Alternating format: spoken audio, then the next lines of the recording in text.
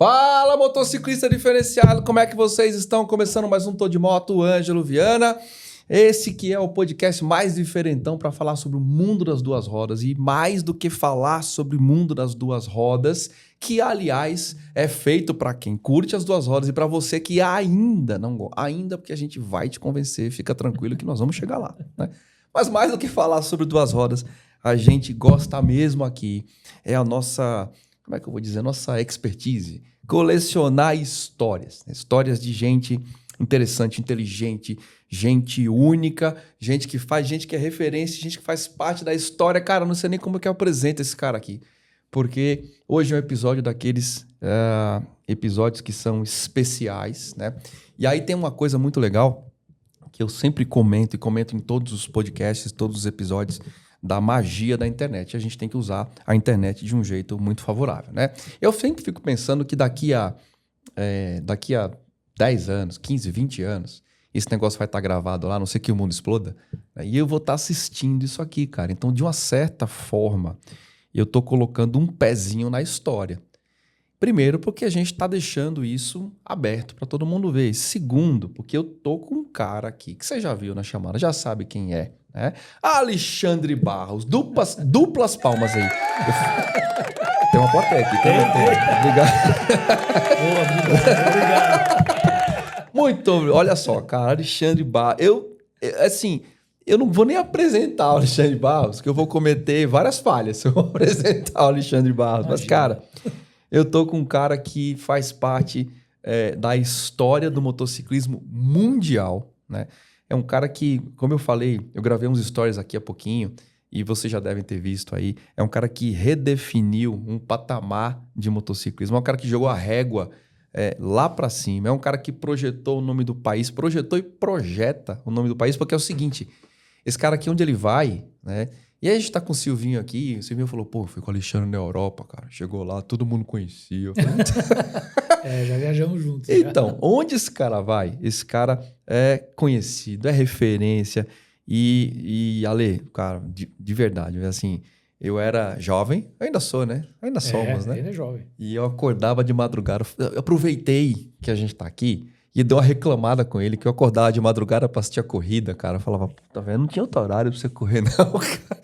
É o que tinha, né? Correr lá do outro lado do mundo ao vivo, né? Cara, eu acordava de madrugada pra ver esse cara correndo.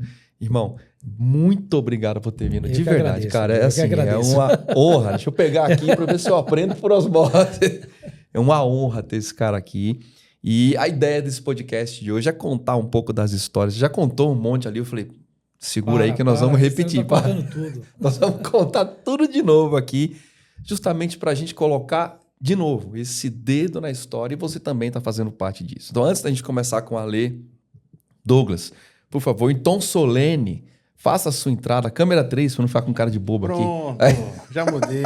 Aí, ó. Bom, que ele é o seguinte, ele deixa aqui a câmera, aí ele fica fazendo o CTA dele e eu fico com cara de bobo, assim. Aí ele toma uma aguinha. Aí agora a gente joga pra lá. Tem que fazer uma figurinha dele de vez em quando. Tem que aparecer. Pois é.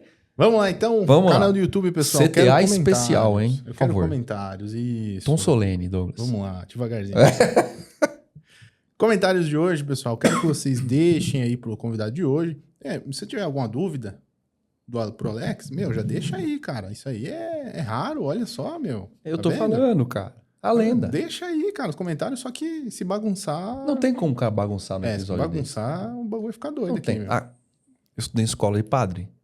Então sempre relembro aqui pra audiência. Tem que educar a audiência, né? Tem um professor meu que ele falava assim, aqui é uma democracia, mas quem manda sou eu.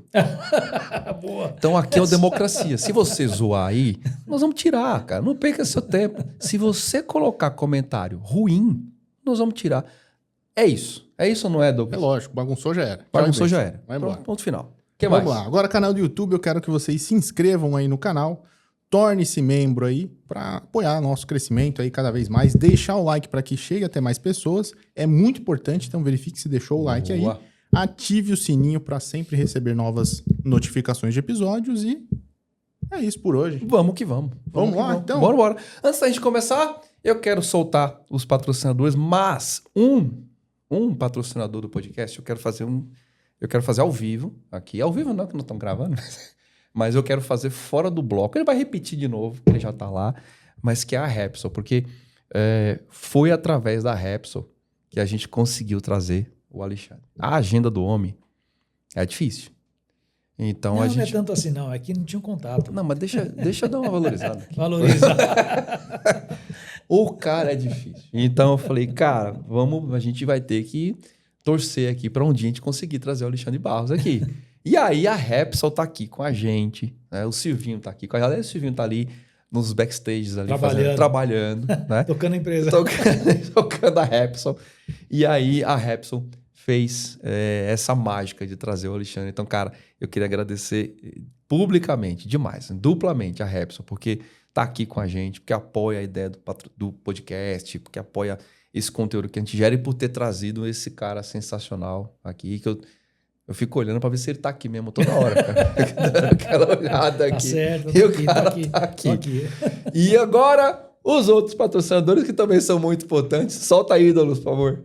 Repsol, uma das líderes mundiais em óleos e lubrificantes de alta performance, com tecnologia de ponta e inovação constante. A Repsol oferece produtos que garantem máxima proteção e eficiência para o seu motor e uma linha completa de produtos acessórios. Confie em quem entende do assunto. Repsol, a escolha dos apaixonados por performance. Máquina, uma marca criada para motociclistas e por motociclistas. Design minimalista, experimental e às vezes peculiar. A marca é referência na Europa em termos de design, riqueza de materiais e qualidade. Aliás, a gente está aqui com a máquina no nosso cenário. É um equipamento espetacular. E não só jaquetas, como calças, luvas, macacão, bolsas e acessórios. Tudo para deixar o seu momento em cima da moto ainda mais especial e seguro na cidade ou na estrada. Máquina, valeu demais pelo apoio. Brigadão. Cardo, cara, lado a lado com você na estrada desde 2004. O melhor intercomunicador merece o melhor motociclista. A Cardo foi a primeira empresa a lançar o sistema de intercomunicação, os famosos Scala Rider. E, cara, para você que curte usar isso aqui, não tem melhor. Cardo é Cardo. Cardo é sinal de qualidade, de estabilidade na comunicação. E o mais legal da Cardo é que ela tem um range de produtos gigantesco que vai desde produtos intercomunicadores a partir de R$ 990 até produtos mais específicos que chegam a R$6.000. Para você que anda em ambiente urbano, para você que anda em grupo, para você que curte ir para a estrada com mais gente, esta aqui é a melhor solução. Sem dúvida, é o que eu uso e referencio. Cardo, valeu, muito obrigado, tamo junto. Black Boots, se você quer referência de calçado com qualidade, com materiais, com riqueza de detalhes, tá aqui. Black Boots. Black Boots é sinal de qualidade e esmero de construção, uma marca também genuinamente brasileira que preza pelo processo de construção e principalmente pela qualidade final do produto. Black Boots, tamo junto, obrigado demais. Vamos lá. Wurt, uma gigante do setor químico, uma indústria que traz uma série de benefícios para o seu dia a dia enquanto motociclista, como, por exemplo, o reparador de pneus, que é algo que vai te tirar de muito perrengue por aí, o limpa viseira, que é esse produtinho azul aqui que eu adoro, que deixa a viseira completamente limpa, livre de gorduras, isso é muito importante, e o Water Off, que vai trazer uma hidrorrepelência, ou seja, ele tem a capacidade de tirar a água quando você toma aquela chuva na viseira. Isso aqui também é fundamental. Então, Wurt, muito obrigado por estar aqui com a gente e por apostar no Tô de Moto. Vamos lá. Beleza, pronto. Cara, de novo, velho, muito obrigado por ter vindo. Eu que agradeço. Eu não sei nem por onde começar, de verdade. Eu vou contar um pouco das histórias. Vou começar pelo começo, né? Histórias do começo. Tem muita coisa que eu não contava, enfim, porque sempre era muito em cima do que eu estava fazendo no momento, né? Que era a competição, como é que ia, esse GP, o outro tal. Que é a história que a maioria das pessoas conhecem, né? Assim, no grosso modo. A história formal, né? Mas o que pouca gente conhece é o início de tudo, né? O começo, que é difícil. Lógico que era outros, a gente está falando que era outro momento, outra época, né?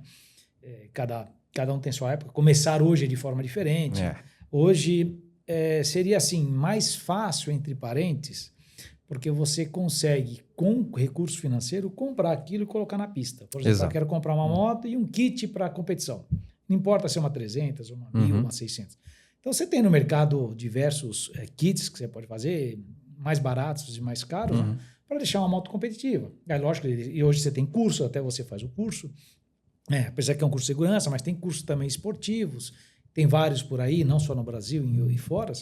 Então, você tem acesso para começar de formas melhores do que antigamente. E com isso, com esse recurso, lógico, você tem que ter o recurso financeiro para fazer isso, você tem como você dar o passo, né? Na nossa época, era tudo montado. Como é que a gente aprendia a andar de moto? Pega a cola daquele ali, ó. Na unha, era na unha.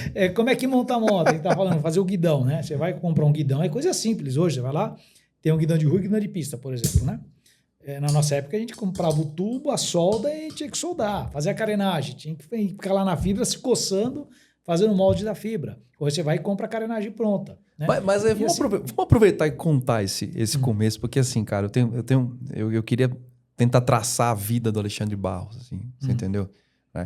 Como é que você descambou pra moto? Porque teu pai... Bom, minha história. Teu pai era açougueiro, cara. Meu pai é ciclista profissional. Eu venho de uma família de ciclista. Então, que é muito mais difícil como esporte, eu te falo. Mesmo? Porque eu cheguei a andar de bicicleta bastante. Eu tinha um primo meu que virou profissional, que tem minha idade. E treinava muito junto. E quando ele ficou profissional, assim, não é impossível acompanhar ele. Parou a brincadeira. Assim, e eu estava bem preparado fisicamente. Eu ia muito para Ubatuba treinar, pegar a estrada com ele. Então, a gente fazia quilometragens longas. Então, meu pai é português, campeão lá em Portugal. Chamava até bicicross, porque... Na época do meu avô, não era tudo que tinha asfaltado ou paralelepípedo, tinha muita rua de terra. E quando chovia, virava lama. Tem umas fotos do meu avô carregando todo cheio de lama de cima e embaixo, subindo com a bicicleta aqui no ombro. Bicicleta de velocidade, não um mountain bike. Não existia mountain bike, né? Meu pai, imigrante após guerra, né, a Segunda Guerra Mundial, veio para o Brasil. Também foi para o ciclismo.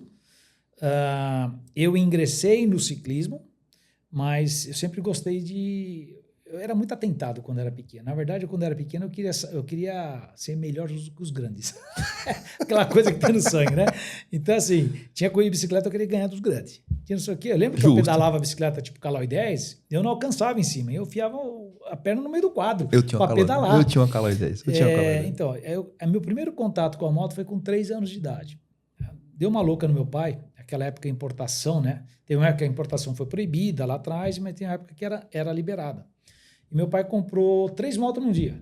Comprou uma Ducati para ele, acho que era 350 monocilíndrico, uma 400 Ford, e comprou uma Italjet, que é uma moto pequenininha de 38 cilindradas, italiana. E eu lembro, eu tenho essa imagem na cabeça, eu tinha 3 anos de idade, 3 para 4. E eu lembro ele chegando com um Chevette, ele abre o porta-malas do Chevette, tava eu e meu irmão é menor que eu, né? Bem pequenininho assim, meu irmão tava começando a andar. Aí ele tira essa motinha do porta-malas, assim. Aí, olha como é que a cabeça de criança. Eu falei, nossa, ele comprou uma moto pro meu irmão. Porque é pequena a moto. Meu irmão era pequeno, eu também era. E aí ele deu no pedal assim, ó, vem aqui, sobe em cima. No que ele deu no pedal, eu subi, eu já sabia andar de bicicleta. Subi, já saí acelerando, que nem um louco. Ele correndo atrás de mim, né, na rua. E esse foi o meu primeiro contato com a moto, né? Então tinha essa Italjet e eu andava ali na vizinhança. Naquela época não tinha capacete, joelho, nada. Era bermuda, camiseta e andava. Porque não tinha esse negócio de segurança, não existia nada. Nós estamos falando da época de 74, isso, né? Eu não tinha nem nascido ainda. Então, aí eu comecei na competição, foi numa etapa de ciclismo, meu pai estava São Paulo, Rio de Janeiro, uma etapa, e meu pai precisava dormir, estava lá o rapaz da Caloi conversando, que é o Serginho, junto com meu tio conversando, e meu pai querendo dormir, que ele tinha que pedalar 200 km no dia seguinte, falou, ele falando que precisava de um garoto leve para começar a correr de mobilete, porque naquela época as PUCs, as pessoas também não sabem, mas as PUCs são as que ganhavam muito corrida, e as mobilete não conseguia. E ele com a Caloi queria fazer a mobilete e ganhar a corrida, mas precisava de um garoto leve.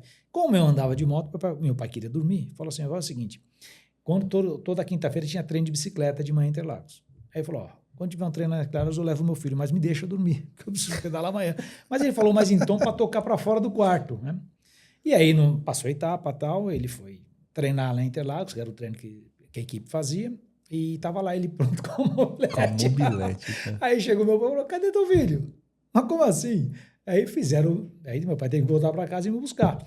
Eu lembro que a primeira vez que eu andei com a moto, tava com calça jeans, uma jaqueta de nylon preta, aí puseram um capacete em mim, que era um toquinho, na verdade, né? Uma luva de mecânico, aquela luva de lã. E eu lembro que a mobilete não tinha banco.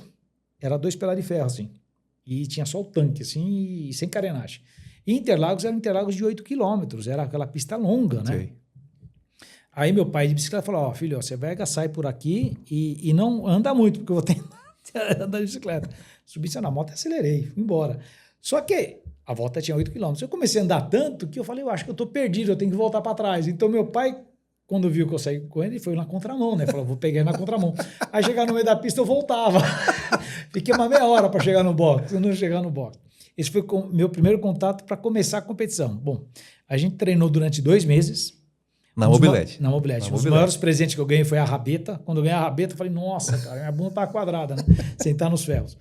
E aí a gente fez a primeira competição, que era uma das últimas já do ano, isso foi em 1978.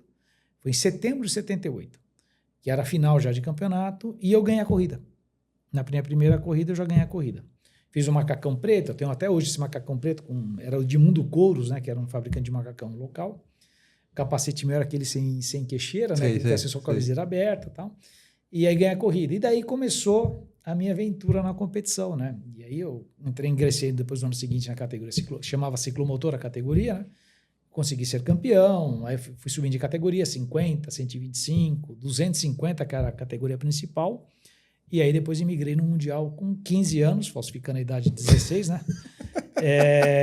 Entrando no Mundial de 80. Lógico que eu queria andar 250, mas a idade que o Mundial pedia para andar 250, que é equivalente à Moto 2 hoje, teria que ter 18 anos. E eu tinha 15 com cara de 12. Isso não ajudava em nada. Aí eu comecei pela 80 cilindradas, também questão de custos, também tem tudo isso. E aí começou a entrar no Mundial. Então, assim, para a época foi muito precoce tudo. Não era normal a idade que eu tinha começar, né, e ganhar as corridas, enfim, e começar a prosperar. Normalmente, por exemplo, eu tinha 7 anos e o piloto mais novo na ciclomotor tinha, sei lá, 14 anos mais ou menos. Era o próximo mais novo, né? Mas a maioria tinha 18, era a idade que começava, com 15, 18 nas categorias de base, né? Que era o normal. Então, meu pai era taxado de louco, né? Mas eu sempre brinco, né? A diferença do gênio e do louco está no sucesso. É sempre essa no diferença. Resultado, no resultado. Mas quando você... Mas vamos lá. Para mim, essa história é fantástica. Mas quando você era pequeno, você olhava para a moto e, mesmo correndo e tudo mais, você lidava com aquilo como sendo uma coisa de hobby, de esporte, de diversão. Eu nunca consegui fazer nada que seja pensando em hobby. Então você sempre pensou, cara, vou ser piloto. O meu DNA, eu sempre fui muito competitivo. Eu acho que se não tem isso, dificilmente você consegue ingressar em qualquer tipo de atividade esportiva. Porque quando você tem essa coisa dentro de você que você quer ser melhor, que você quer... E para mim, eu detestava perder. Aceitava, mas para mim era uma cruz grande que eu tinha que carregar, eu falei, eu não aceitava. Por exemplo, eu tinha campeonato de bolinha de gude, por exemplo. Se eu perdia, eu ficava treinando bolinha de gude até esfolar o dedo para poder ganhar do outro. Então, assim, isso estava um pouco dentro do meu DNA, sempre foi isso, eu ser muito competitivo. E esse negócio de, a frase que se usa mais importante é competir. Desculpa, eu não aceito esse tipo de frase. Eu também não. Eu não aceito. Eu também não. Para mim, o importante é ganhar. Lógico que não é tudo que a gente consegue de sucesso na vida, mas você tem que, pelo menos, tentar e se esforçar e dar o seu máximo. E se não conseguir, se dedique mais, treine mais até você conseguir. Boa. Nada é fácil na vida. Nada cai do céu. Exatamente. Tudo é a base de muita dedicação, trabalho, persistência. Não é só o talento que resolve, é muito mais o trabalho e a persistência e dedicação, né? Resiliência também. Então, dentro disso que eu consegui ir construindo, porque você passa por momentos na vida, qualquer tipo, não precisa ser um atleta profissional, você pode ser dentro da sua profissão, a gente passa por momentos na vida amargos, outros momentos menos amargos, outros doces, são momentos doces, né, bons, mas a vida é feita disso, então cabe a você a se dedicar e se levantar a cada tombo que a vida pode te dar, porque a vida sempre vai ser mais forte que a sua vontade e a sua persistência, mas o importante é você prevalecer, né, e corresponder, e se você quer por aquilo, você dedicar, levantar, seguir em frente. E a vida é feito disso, né? De desafios, e tudo que a gente passa na vida é um aprendizado para você estar amadurecido, preparado para aquilo que você busca, porque eu sou muito crente a Deus e a Jesus. Então, quando a gente fala assim, vou dar um exemplo aqui hipotético, tá? Fala assim, papai do céu, me dá coragem para poder enfrentar isso. Então, para você ter a coragem, você tem a coragem é o enfrentamento do seu medo. Uhum. Não é que ele vai bater a varinha mágica e vai te dar coragem. Toma ele vai coragem. te dar a oportunidade de você ser corajoso, né? E assim por diante. Tudo aquilo que você pede, ele te dá a oportunidade para que você faça e faça por merecer. Então, é muito importante você saber aceitar o processo da sua transformação para aquilo que você busca na vida, né?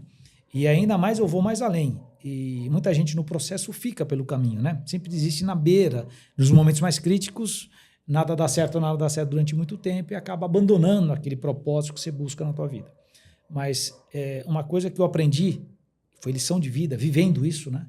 O que eu posso dizer é, tente apreciar o processo, mesmo que ele seja amargo, difícil, duro, doído. Tente apreciar, porque é uma lição bonita de vida para quando você conseguir almejar aquilo que você quer, você olhar para trás e falar assim, nossa, que orgulho eu tenho de mim por ter feito isso, dedicado, não ter abandonado, né?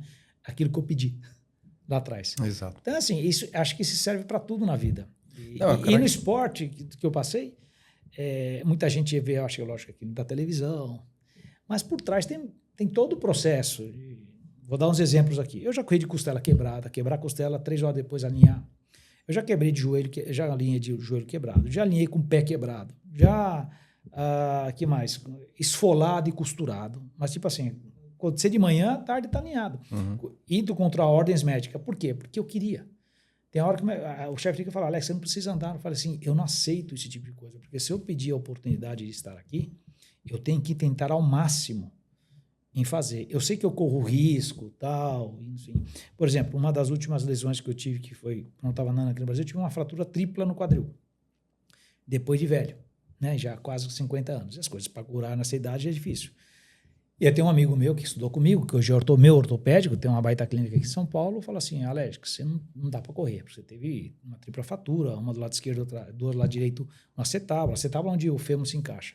E que isso pode criar uma lesão permanente. Né? Você tem que fazer assim, não pode fazer isso, não pode abrir a perna, tal. Eu falei, Gebará, eu não estou aqui pedindo permissão para você me deixar correr. Eu estou dizendo para você que eu tenho que fazer, quais são os cuidados que eu tenho que ter para poder correr. Ele olhou para mim e falou, tá bom, se você bater a perna e a perna virar para trás, você vai ficar manco pro resto da vida. Simples, não caia. Então toma esse cuidado assim. E fui e fiz. E honrei com aquilo que eu tinha que fazer. Então assim, isso está muito dentro de mim. E eu não gosto de fazer propaganda disso. A gente está falando hoje porque são águas passadas, já passado, mas muitas vezes eu tive que enfrentar muita dor. Assim, e essa dor, esse processo de você passar por isso, a dor é subjetiva, né? Porque cada um tem um tipo de nível, né? Mas tinha dor que, assim, rezava, falava com o papai do céu em cima da motocicleta para aguentar. Mas é aquilo que eu queria. Assim, e eu tenho orgulho de mim mesmo por ter suportado esse processo. Não fazer propaganda para o outro, mas é uma coisa pessoal, acho que de cada um. Por isso que eu digo assim, aprecie o processo, aceite o processo, porque nada na vida vai cair do céu como a gente pede, né? E as coisas acontecem, as oportunidades aparecem, não do jeito que você pede, mas aparecem como são, e você tem que saber se adaptar, né? Aceitar e prosperar em cima disso, né? E se tiver que ser doído, muitas vezes, se é o que você quer, você aprecie isso e suporte até o final. Né? Eu falo que, assim, as pessoas, primeiro que elas não sabem o que querem. A gente está numa fase, numa época da vida que ninguém sabe o que quer, por causa desse hiperestímulo de coisa. Depois, quando ela descobre o que ela quer, ela começa a pedir do jeito dela o que ela quer. E ela esquece que tem um tempo para aquilo acontecer, chegar. E aí tem um segredo, uma pitada de segredo no meio do caminho, que é o que você falou, resiliência. Né? Resiliente é o ato de suportar o processo. É isso aí. Então, o cara, ele simplesmente ele é imediato. Tem que ser. Né? E o tempo tem que ser. Não é o tempo que você quer. Não, eu vou fazer isso 1 ano e dá certo. Não. É o tempo que tem que ser. Você lembra o exato momento que você falou, cara, eu vou me tornar profissional no negócio. Eu quero isso para mim, assim, Então, no exato momento. Pode ser numa corrida. Isso que você comentou agora, fala assim, as pessoas não sabem o que é. Eu já sabia o que eu queria. Desde pequenininho. Eu queria ser piloto de moto. Corri de carro também, eu fazia muito esporte. Atividades na escola de esportivo, eu queria jogar bem bola, queria jogar bem vôlei, basquete, natação, fazia tudo. Adorava educação física. Sempre fui um cara pro esporte, né? Sempre gostei, me identifiquei muito com o esporte. Mas eu queria correr de moto, assim, vamos fazer o plano. Não tinha plano traçado nenhum, as coisas iam acontecendo e a gente ia abraçando as oportunidades. Até que conseguimos ter a oportunidade para o Mundial com 15 anos de idade, que não era normal também. E entrar na categoria antiga, a categoria 80 cilindradas, que era a primeira categoria que tinha, né? Depois, hoje não existe mais. Aí você ia para 125, que é equivalente à Moto 3 hoje. Então, assim, eu saí do Brasil e fui correr o Mundial. Eu não passei por um europeu, um espanhol, nada. Eu saí daqui do Brasil e fui direto para o Mundial e debater com os melhores. Eu me lembro que na quinta corrida que eu fiz do Mundial, eu estava em segundo, vim lá de trás passando todo mundo, estava indo caçar o primeiro e quebrou a moto. Podia ter ganhado minha primeira corrida, se a moto não quebrasse, na 80 cilindradas, na minha quinta corrida que eu estava fazendo na minha vida. As pessoas nem sabem disso. Mas assim, como é que você perpetua tanto tempo? Né? Eu fiquei 21 anos no Mundial. Tanto tempo, com resultado. Entenda que assim, eu não tinha patrocinador. Na época eu consegui, lógico, através do Pedro Fausto, que era um empresário que estava aqui, que tinha a revista Moto Esporte, que era concorrente da Moto Show. Eu não sei se você lembra dessas revistas. Lembro. E aí, lógico, ele me ajudou financeiramente. Teve o Jaime Aguirre Soares, que é uma pessoa extremamente que eu tenho respeito por ele, que me ajudou muito na Europa também para poder achar as equipes, tal, não sei o quê. Mas depois eu tinha que fazer resultado para me virar. Como é que eu entrei na equipe oficial Cagiva, na época, equipe italiana? Cagiva. Sem patrocínio nenhum, porque eu tinha que ser melhor que os italianos. Senão não ia ter vaga. Entra um piloto italiano que vai trazer um patrocínio, um piloto brasileiro que não tem nada, e fico aqui. E o mercado de motos naquela época era um mercado pequeno. Estão falando aí que o Brasil devia vender, sei lá, 100 mil motos ao ano. Era nada. 50, 100 mil motos ao ano devia vender naquela época. Assim, era um mercado que não tinha impacto global nenhum para as fábricas. Tinha outros mercados muito mais importantes, né? Hoje não. Hoje o Brasil é um mercado importante de venda de motocicleta no geral. Então, ser brasileiro hoje é mais benéfico. Na minha época, não tinha diferença nenhuma, a não ser que você fosse um bom piloto, né? E pudesse trazer resultado. Ainda mais entrar numa equipe europeia, que tem tradição italiana, espanhol. Imagine você entrar numa equipe italiana hoje, e é marca italiana, e contratar você, sem patrocínio nenhum. Um piloto novo, não é um piloto que tem resultado, um piloto novo. Então, ele tem que ver alguma coisa que você está fazendo nas categorias de base e falar, opa, vale a pena investir nesse menino. Esse menino tem condições de... E foi assim, minha carreira foi aparecendo, as oportunidades foram aparecendo e eu fui tentando abraçar aquilo da melhor forma possível. Lógico que a gente olhando para trás, decisões a serem tomadas, era mais fácil vindo por aqui ou por ali, mas depois de ter passado, né? Não tinha ninguém do meu lado falando, Alex, faz assim, faz assado, faz não sei o quê. A gente foi aprendendo, mas graças a esses erros de decisões, também você amadurece de outra forma e aprende por bem ou por mal de alguma coisa na vida, que te ensina, né?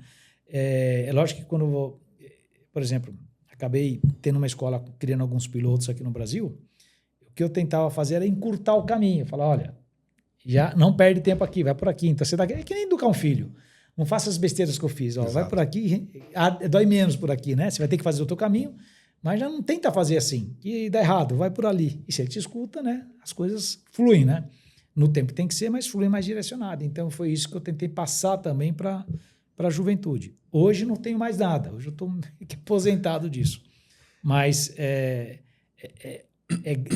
muita gratidão também você poder passar o seu conhecimento à frente, que perpetue a tua história refletindo em outros, né? E que eles possam ser melhor que você. Porque o maior orgulho de um professor, pelo menos assim que eu vejo, é você poder passar algo ao aluno e o aluno superar aquele nível que você tem. Falar assim, puxa vida, então eu fiz o meu trabalho bem feito. O mérito é todo dele. Né, deixou o legado. Mas você deixou o legado e fez ele ser melhor, que é o que você pretendia. Exato. É o que você pretende para o teu filho.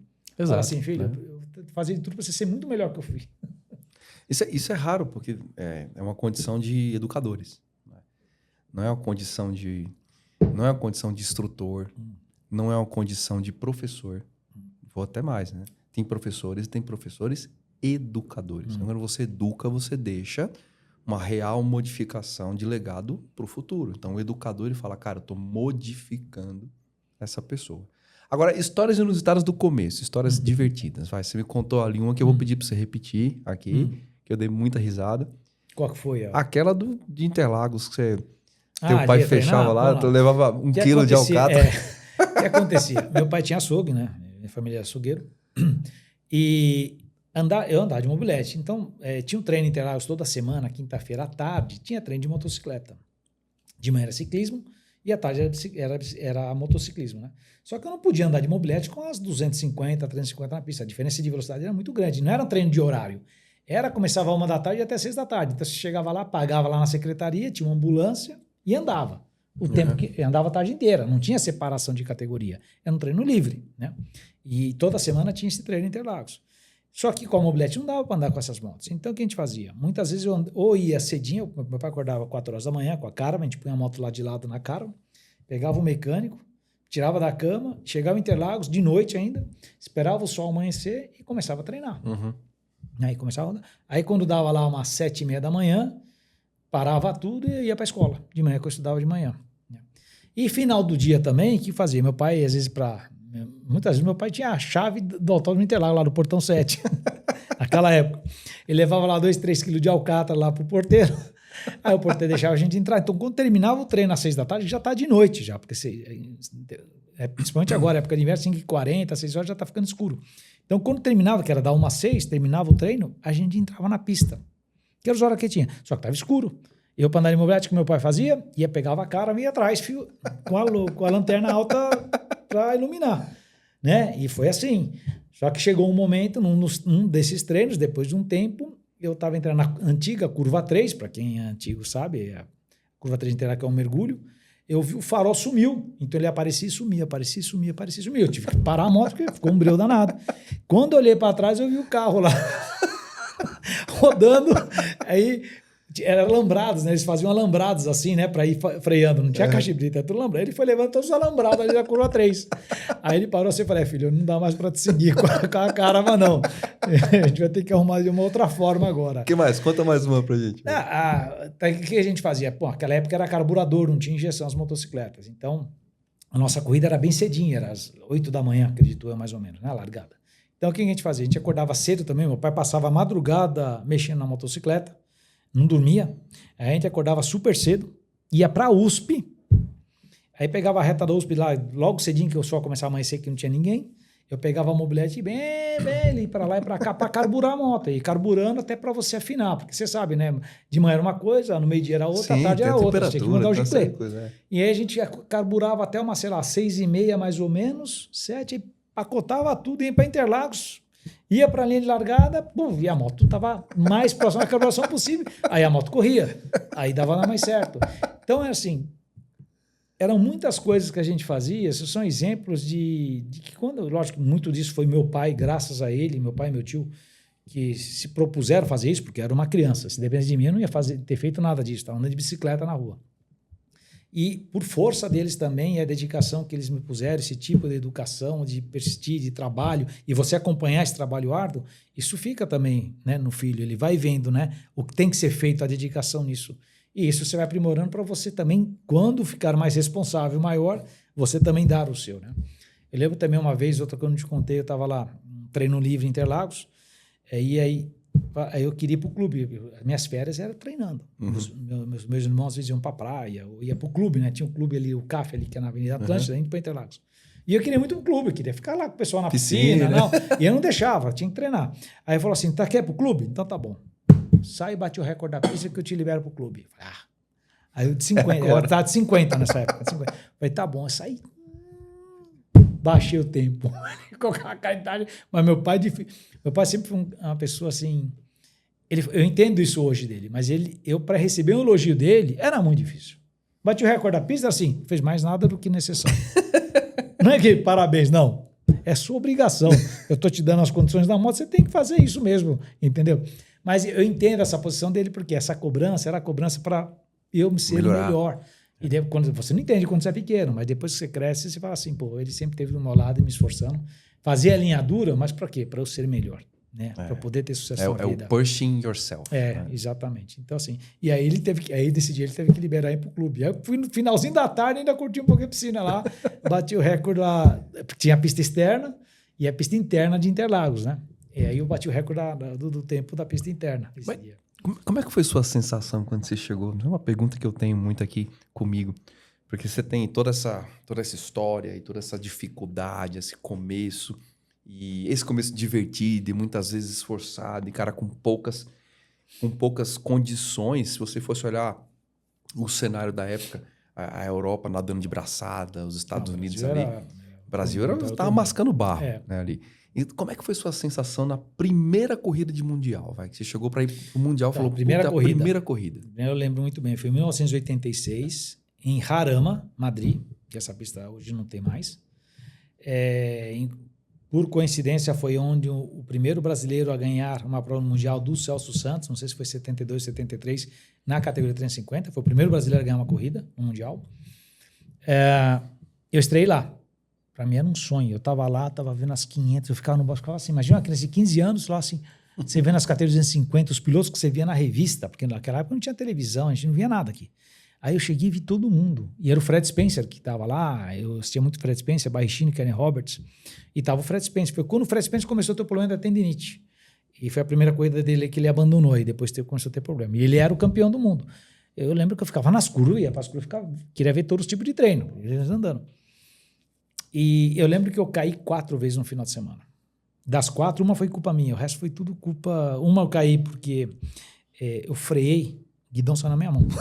Na hora que eu freiei para pegar o guidão quebrou, saiu na minha mão, assim, fui de peito no chão. Uma pergunta, a moto ia daqui do Brasil ou vocês não, deram um jeito lá? 80 era, chamava a marca Altiza, era uma moto espanhola. Lá. Era a categoria, era monocategoria? Monomarca? Ou... Não existia. Tudo era pneus multimarcas, marcas. Só que a categoria 80 eram motos muito caseiras. Entendi. Porque, normalmente, quem investia nessa categoria de entrada eram fábricas de kit de scooter. Uma outra tinha, naquela época era a Derby, que acabou sendo comprada, acho que pela Kawasaki, se eu não me engano.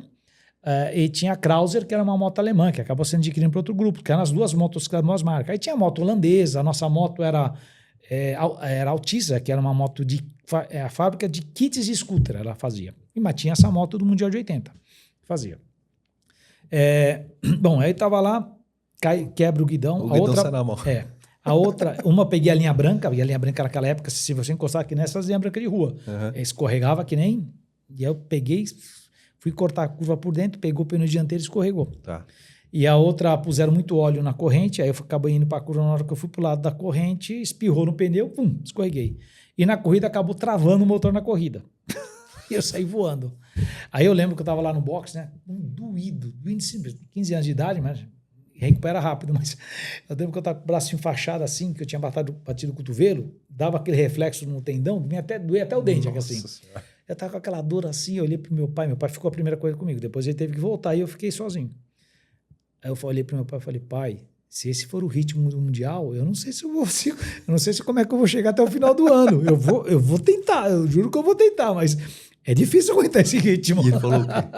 Não, você vai aguentar, porque muito ele falou assim, ó, você vai ter uma oportunidade, você vai ficar chorando quando vai para lá?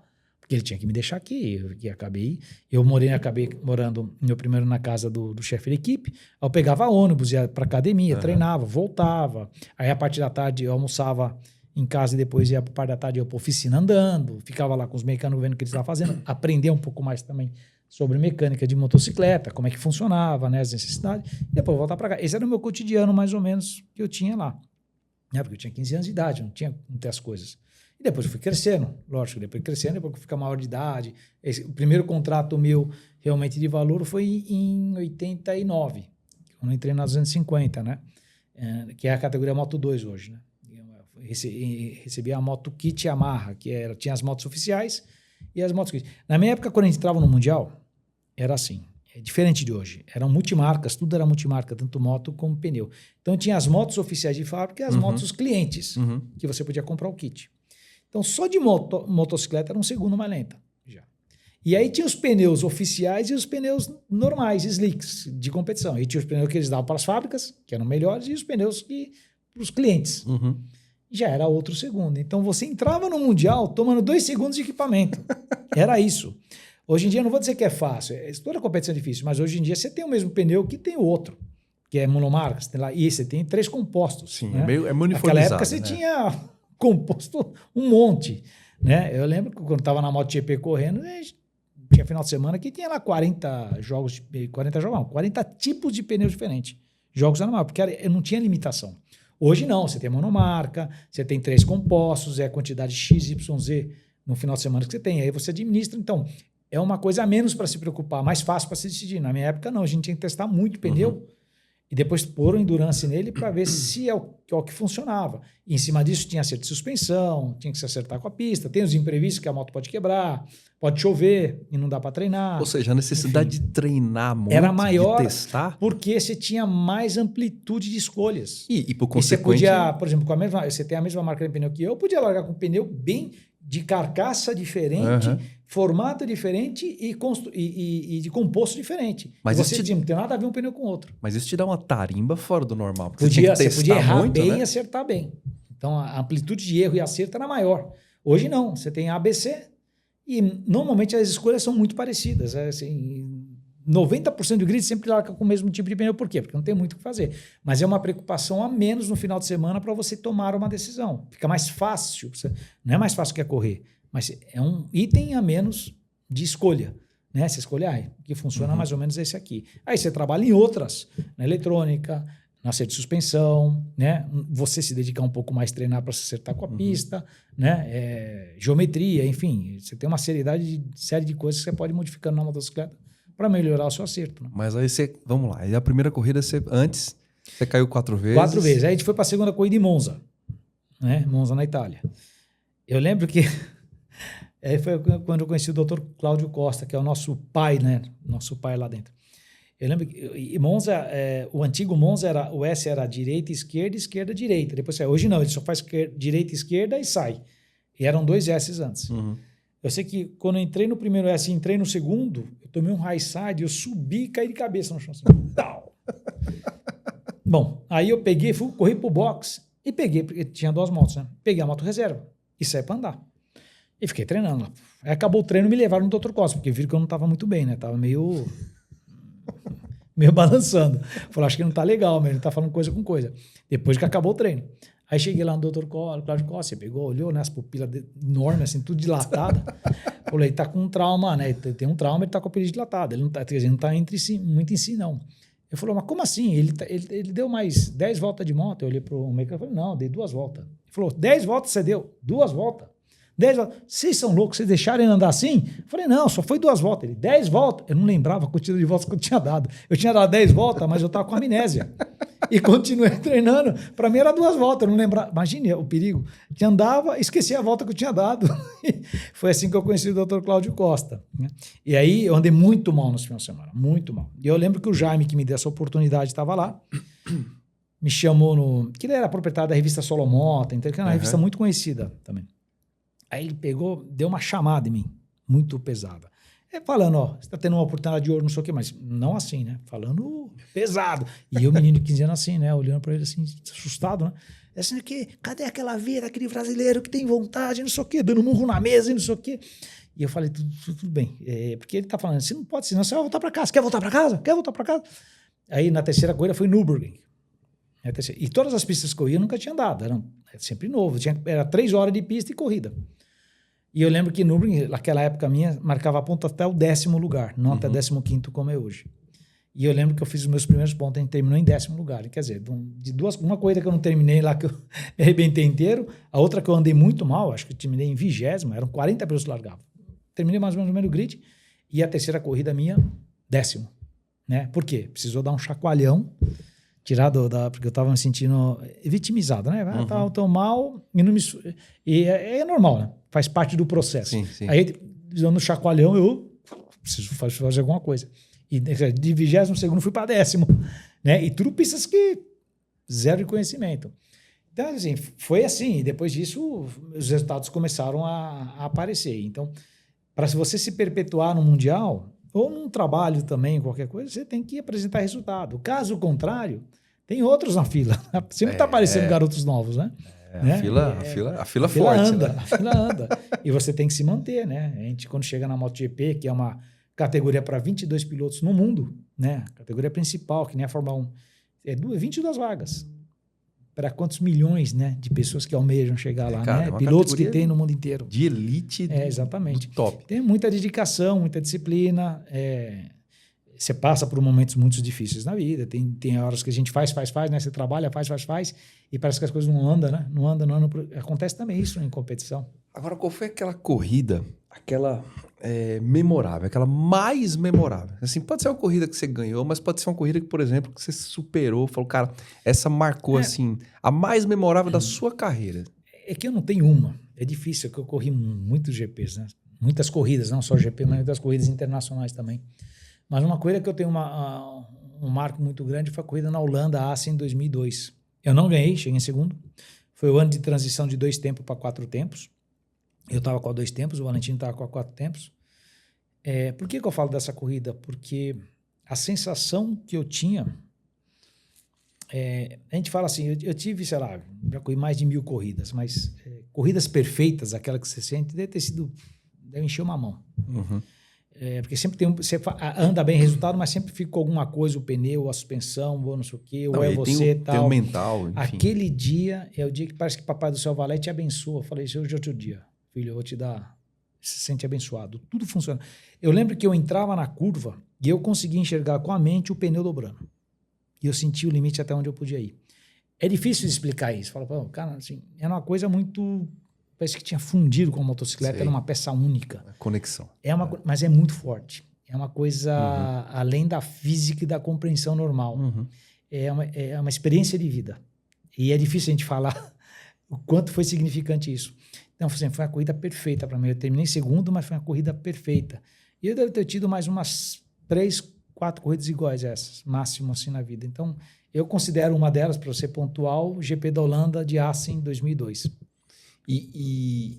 Puta, enfim, eu tô tentando me colocar aqui, assim, tentando pescar essas coisas. Você falou do Valentino, aí falou assim, eu corri com o Valentino. Eu falando do Valentino Rossi, né? Que é um cara que encontra o Alexandre Barros para tudo que ele tá fazendo para ir falar com o Alexandre Barros. Então, cara, enfim.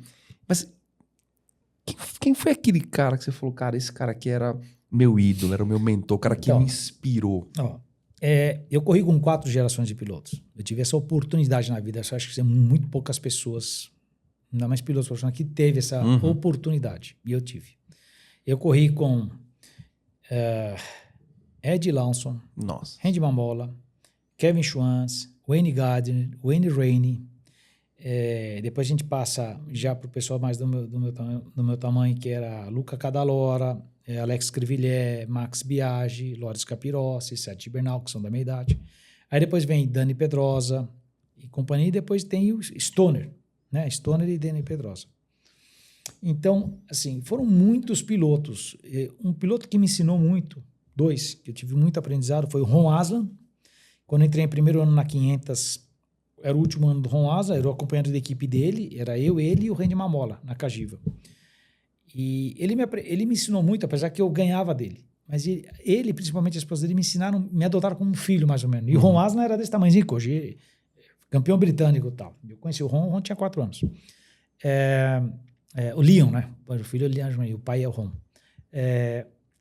E eles me ensinaram muito o que é o mundo, os cuidados que você tem que ter. Tá? Ela me orientou muito nesse sentido.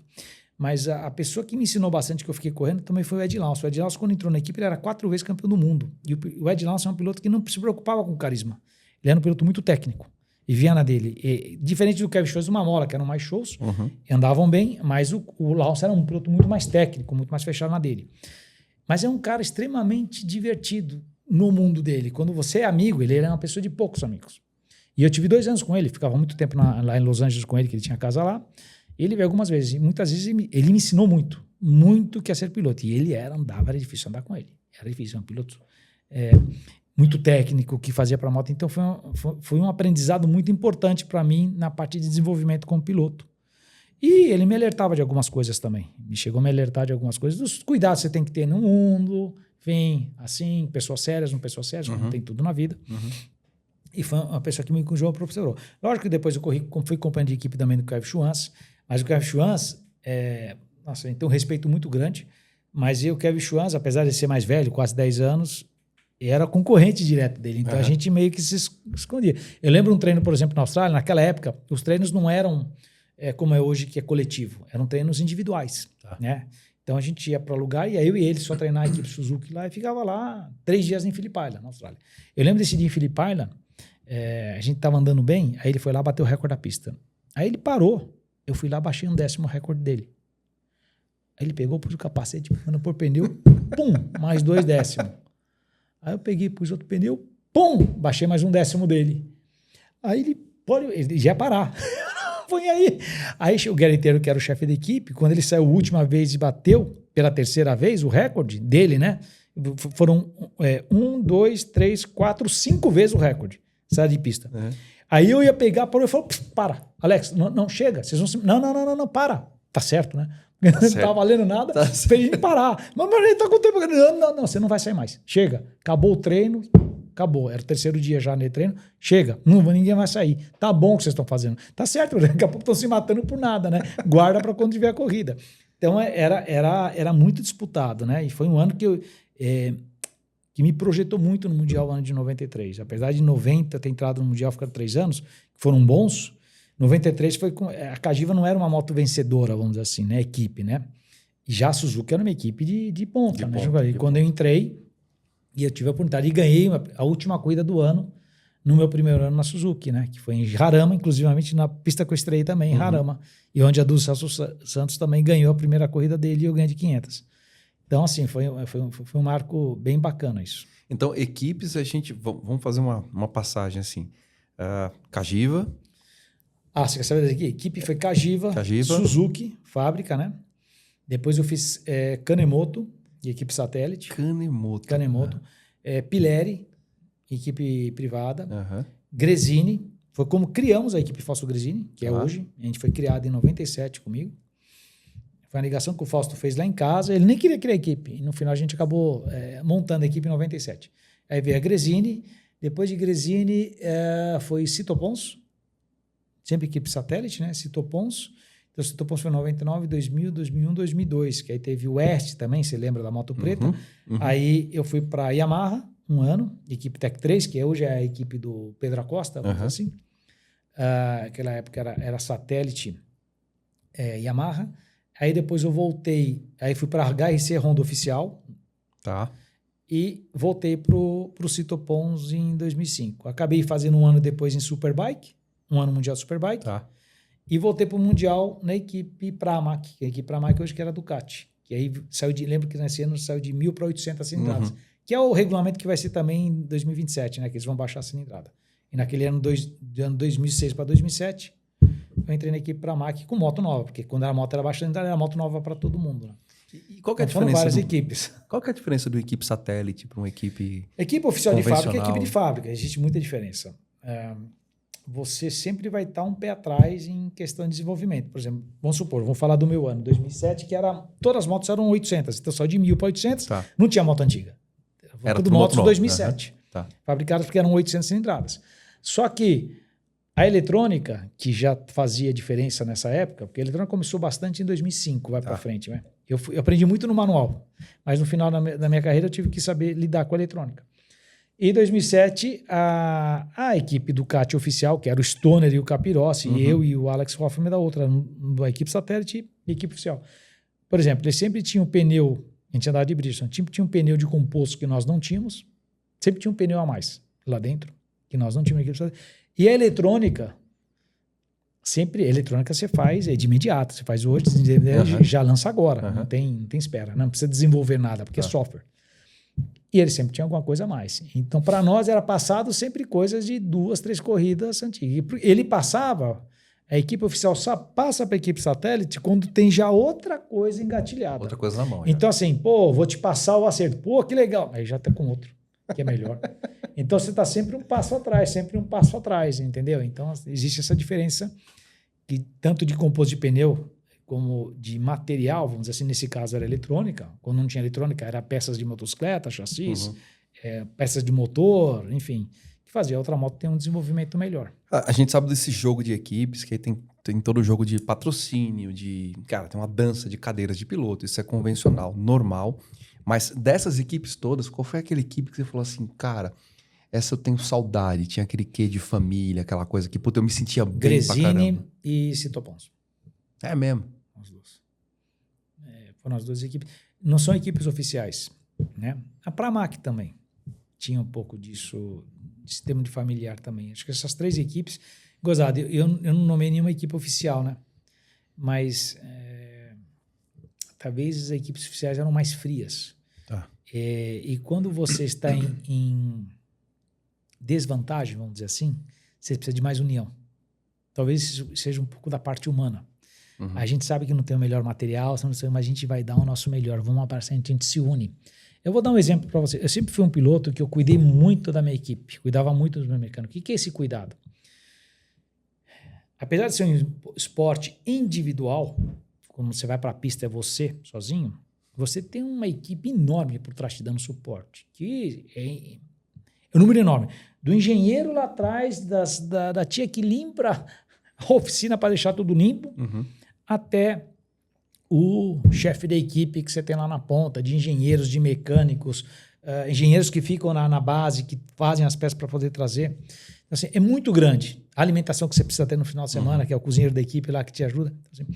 Então, é muito importante você cuidar, porque assim, todos lá estão tentando dar o melhor de si. E você ser um mecânico para participar desse mundo, você tem que ser muito apaixonado, porque não tem horário. Não é mecânico de oficina que você vai lá, entra às 8 da manhã ou 9 e sai às 6 da... Não existe isso. Equipe de competição não tem hora para trabalhar. E se precisar varar à noite, você vara à noite, não dorme e tem que ir para o dia seguinte. Então tem que ser uma pessoa que goste muito de fazer isso, que esteja na alma dela. Porque tem que se entregar de verdade. E muitas das vezes você caía, às vezes você comete erros, cai, destrói a moto, os mecânicos têm que remontar a moto, tipo, PT na moto inteira, tem que pegar e reconstruir uma moto nova. Ou dá algum problema que você tentando melhorar e às vezes passam, em vez de parar de trabalhar às 7 da noite, eles entram na madrugada trabalhando. E nesses momentos é um momento de maior união. Por exemplo, um gesto simples que eu fazia, que colaborava muito, eu sabia que aquele lá gostava do café, aquele gostava de chá com limão, chá com leite, outro café com leite, outro cappuccino. Eu saía, montava uma bandejinha com todos os cafezinhos, ia lá entregar para cada um, tipo 8, 9 da noite. No momento que eles não era para estar trabalhando, mas eles estão lá para fazer o melhor para vocês, eles faziam. Então esse tipo de gesto, vamos dizer assim, de carinho, né? Carinho de afeto, de você se importar, era muito importante. Porque, por exemplo, eu vou te dar outro exemplo. Eu acho que na vida, a gente, quando deseja alguma coisa de bom, a gente tem que primeiro se doar, para depois, caso acontecer, não esperando que alguma coisa volte, mas quando você doa em boa fé, sempre acaba sendo retribuído, porque é a lei da atração, né? A lei da ação-reação. É a lei do universo que a gente chama, é a lei de Deus. Então, uma vez eu te lembro que eu estava na República Tcheca, eu estava me esforçando, não conseguia fazer resultados. Eu fazia de tudo para dar certo. Aí, na hora que eu sentei na cadeira, eu tentava manter a boa aparência. Porque se você senta na cadeira e faz assim, a equipe fica... Pô, se entregou, né? E mantendo a boa aparência. Mas eles viam no olhar que eu estava preocupado. A equipe pegou, um por um, veio me dar um abraço. Agora, a gente acredita em você. A gente conhece o seu potencial. Entrega o seu melhor. Basta. Você entregando o seu melhor já é o suficiente. Foi no momento que eu precisava e eu tive essa retribuição do lado deles também. Então, assim, e coisa que eu não esperava. Eu não estava esperando. Então, assim, por quê? Porque você conquistou o coração deles, né? A união. Então, a gente se trata... E até a gente até brincava, porque a gente passava mais tempo junto numa equipe de competição que a minha própria família. Porque a gente passa, não é só competição, é treino, fora, ações que você tem que fazer. E se você somar a somatória do ano, você está mais tempo com os caras, com a equipe trabalhando do que com a sua própria família, vamos dizer assim, né? Então, essa relação é muito importante. Eu sei que as coisas, quando se tornam muito profissionais, acabam envolvendo dinheiro, as pessoas acabam se tornando mais frias, vamos dizer assim. Mas, pelo menos a época que eu corri, e todas, por mais que tenha se profissionalizado o Mundial de MotoGP, eu sempre mantive esse tipo de união dentro da equipe, principalmente com a minha equipe, pelo menos ao meu redor, porque são sempre 2 pilotos. Os meus mecânicos comigo sempre teve um tratamento muito... que até hoje eu levo com muito respeito. A gente tem um carinho muito grande um pelo outro, tem a ligação, a gente se fala de vez em quando. E isso é importante, eu acho, também, porque quando você está no auge, é uma coisa, as pessoas, né, acompanham, mas quando você já não está no auge, fica o seu legado. E o legado, quanto é importante de afeto que tem. E aí você conhece o respeito de verdade de quanto você deixou, né? Eu, por exemplo, quando eu vou no Mundial hoje, sou extremamente bem recebido, até hoje. Isso é muito gratificante. Apesar que a última vez que eu fui foi ano passado, a gente foi com o Silvio, 70% das pessoas já não conheço mais, porque é lógico, eu parei em 2007, já envelheceram, muita gente se aposentou. Lógico. As pessoas que trabalham lá são menos do que eu conheço, né? Mas as que eu conheço ainda, até hoje, eu tenho um tratamento e um carinho recebido por eles muito grandes. Então, e isso é muito gratificante. Muito. E aquela corrida que você... Eu sei, você já falou que foram muitas corridas e tudo mais, mas tem aquela corrida que você lembra, aquela que volta assim e você fala, puta, cara, essa aqui eu teria feito diferente isso. Sabe aquela que você puxa na memória assim, que fica mastigando? Outra que assim? você cometeu erros, ou que você caiu, ou que você tomou uma decisão errada de escolha de pneu. Qual é aquela que você fala, cara, essa corrida aqui eu deixei ele ganhar facilmente que enche 2 mãos de corrida. Porque quebrou a motocicleta, porque acabou a gasolina, porque um erro tático diferente, porque me derrubaram. E eu ia ganhar. Deixei aí umas 10 corridas fáceis no Mundial com vitória. Tinha coisas que eu estava muito mais rápido que os outros. Mas ia ganhar com vantagem, não ia ganhar com diferença. Só que aconteceu. Foram decisões, a forma que eu ultrapassei. Uma por exemplo, eu vou dar em Barcelona, de chuva. Larguei lá atrás, acho que foi 2000 isso aí. 2000 em Barcelona. Larguei lá atrás, vim passando todo mundo na chuva. O Robert tinha aberto já acho, uns 3 segundos do segundo. Passei o grupo inteiro. Aí eu busquei ele sozinho e passei ele. Em uma volta abri um segundo e quebrou um fio elétrico. Isso no meio da corrida. Eu ia abrir dele um caminhão e ia chegar com uma vantagem assim, enorme na frente dele. E acabou acontecendo isso, por exemplo. São coisas que dói, é muito dolorido. É difícil de explicar. Ou você se esforçar e cair também, cometer um erro, como já aconteceu outras vezes também, e perder corrida por causa disso, que eu perdi. Várias coisas por causa disso também. Mas não tem, faz parte.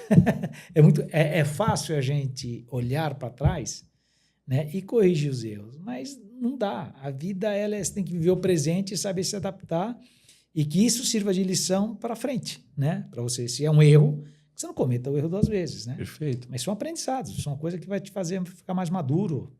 E a lição é sentida, vivida, diferente de ser explicada.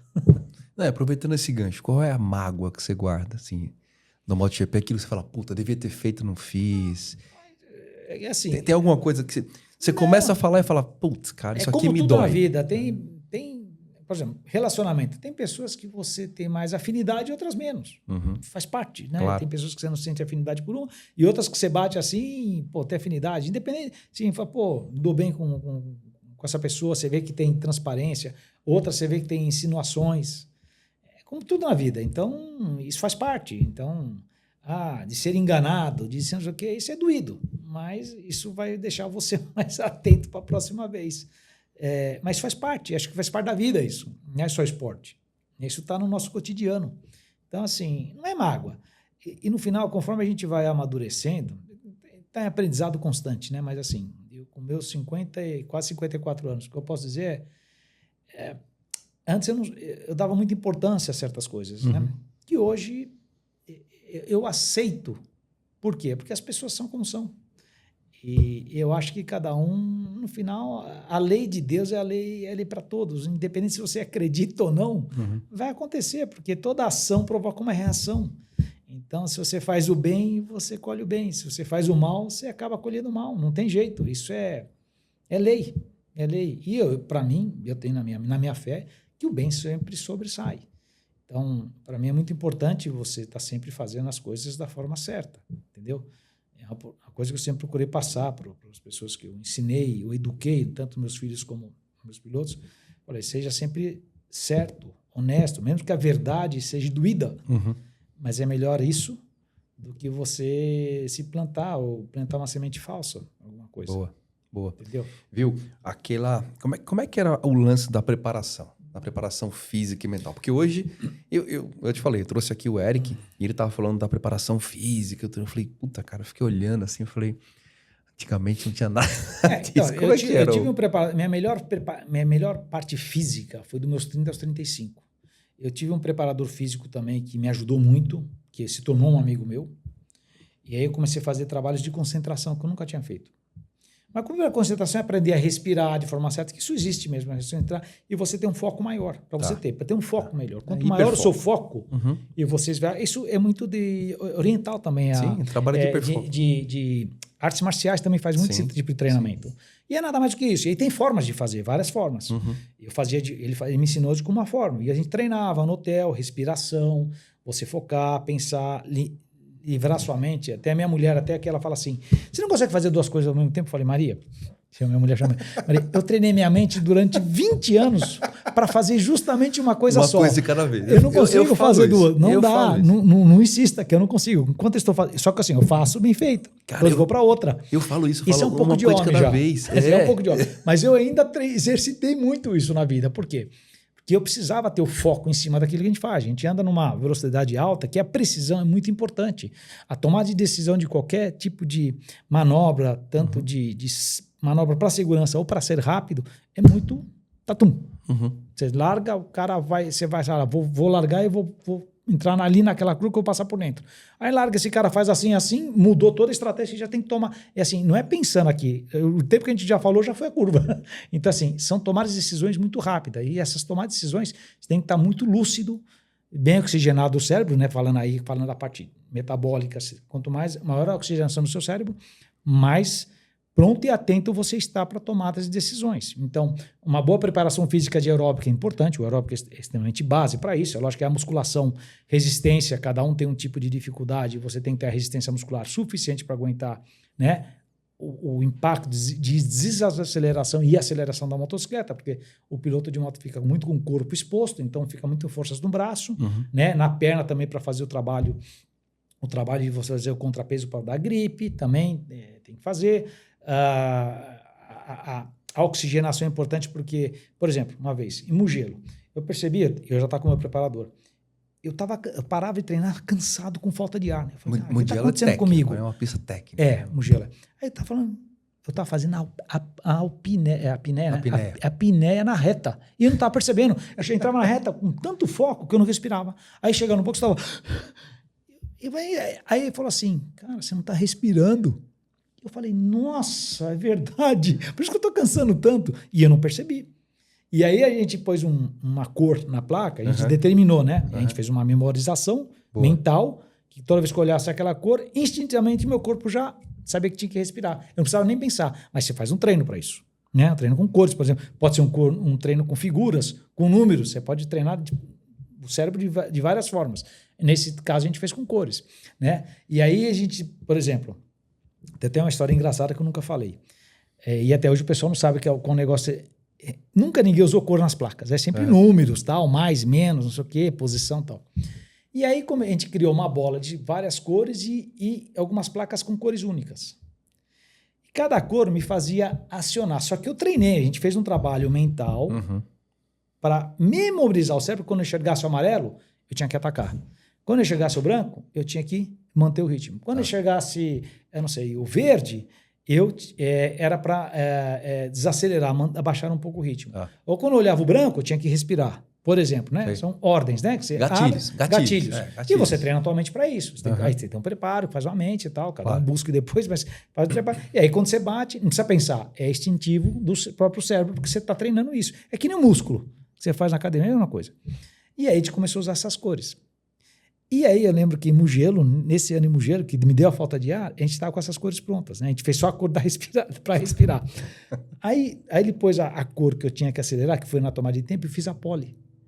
Aí a televisão filmou a placa com a cor tal, e eu fiz a pole. Falei, mas o que esses caras fizeram, meu? Um pessoal no Mundial, os jornalistas perguntando. Eu falei, não posso falar.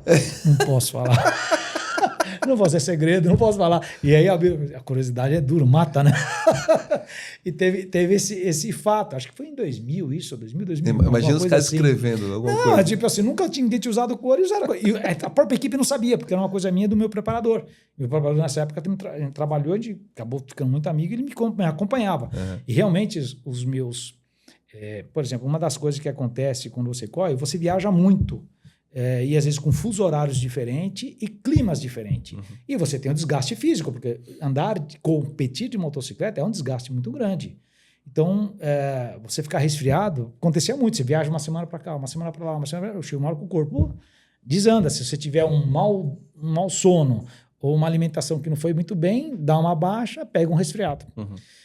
E quando eu mudei o hábito alimentar com ele e tudo isso, eu passei 2 anos sem pegar resfriado. E viajando para cima e para baixo e com uma predisposição muito melhor, com sono de qualidade melhor. Por quê? Alimentação, porque ele tinha doutorado em alimentação também, né, em nutrição. Então, além de preparar, a gente treinava junto e ele era campeão do mundo de taekwondo. Então, ele tinha coisas de filosofias de artes marciais.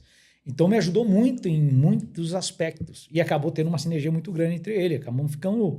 Ele era que nem meu irmão mais velho, vamos dizer assim, né? Ficou muitos amigos, a gente treinava o tempo inteiro, enfim.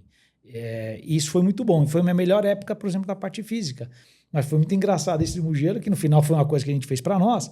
Lógico que deu a pole legal, mas aí o pessoal ficou... você põe a cor amarela, por exemplo, faz pole, que negócio é esse? O que tem a ver isso?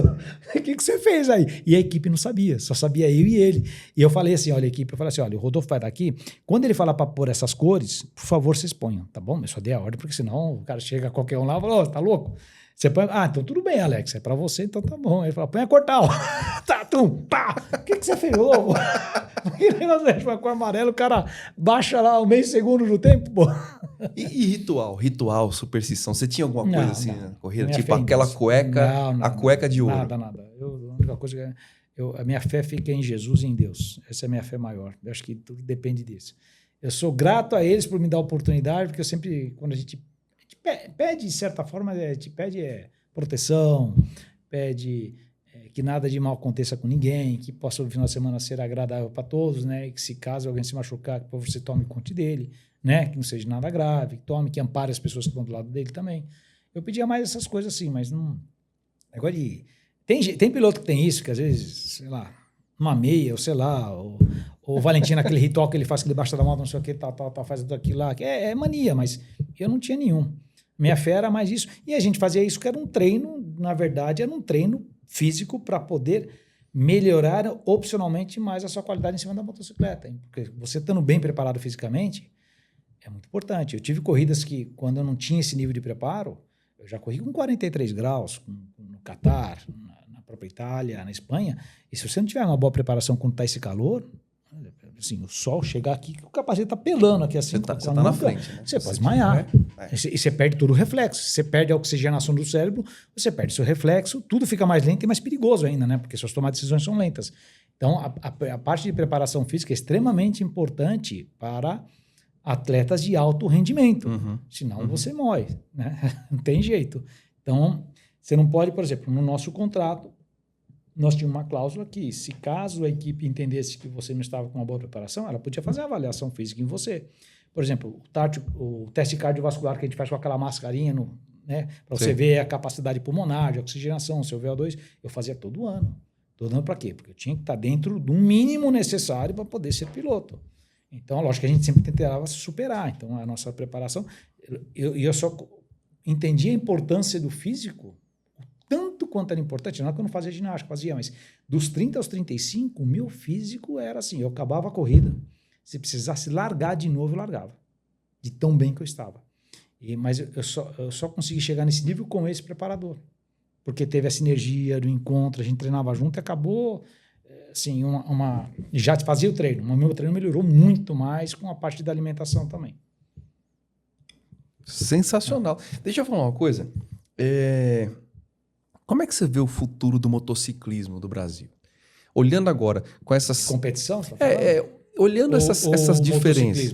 Na verdade, a gente está falando de MotoGP, então como é que você vê o Brasil encaixado nesse cenário de competição, como é que a gente volta a ter um nome representativo no cenário internacional? O que está faltando? Como é que você enxerga isso? Então, eu quando eu me dediquei, eu fiz a escola como você faz agora, lá em 2010 eu abri uma escola, fiquei 3 anos com a escola, para para dar segurança, né, ao motociclista, né? Tanto para o utilitário de motocicleta, a gente fez níveis diferentes, para o pessoal de track day, mais esportivo, né? Mas a minha preocupação sempre, como eu tinha te falado, não era ensinar, era educar. Porque ensinar, muita gente pode ensinar. Mas aí você sai na rua e começa a fazer loucura. E começa um multiplicar para o outro e acabando se matando. Não é essa a ideia. A ideia era justamente educar. E depois, dentro dessa ideia, eu desenhei um campeonato também, de regras, para ser econômico e para projetar.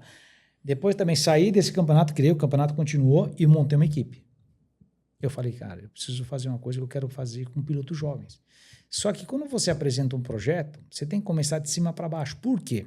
Porque os patrocinadores, eles querem em categorias principais, não em categorias de acesso. Categoria de acesso ninguém quer, todo mundo quer entrar. Por exemplo, você, sabe quem ganhou teve Fórmula 1, né? No passado. Sabe quem ganhou na GP2? Não. Na Fórmula 1 você vai saber quem é. Exato. Então, assim, é a mesma coisa, tem Stock Car e Stock Car Light, tem a MotoGP e a Moto3. O pessoal vê a categoria principal, mas não vê a categoria de acesso. Então, para eu chegar ao patrocinador e fazer isso aqui funcionar, eu tive que montar a equipe com a categoria principal, ser campeão aqui, para poder trazer os patrocinadores e dar importância para essa categoria de baixo e montar uma equipe com pilotos de base.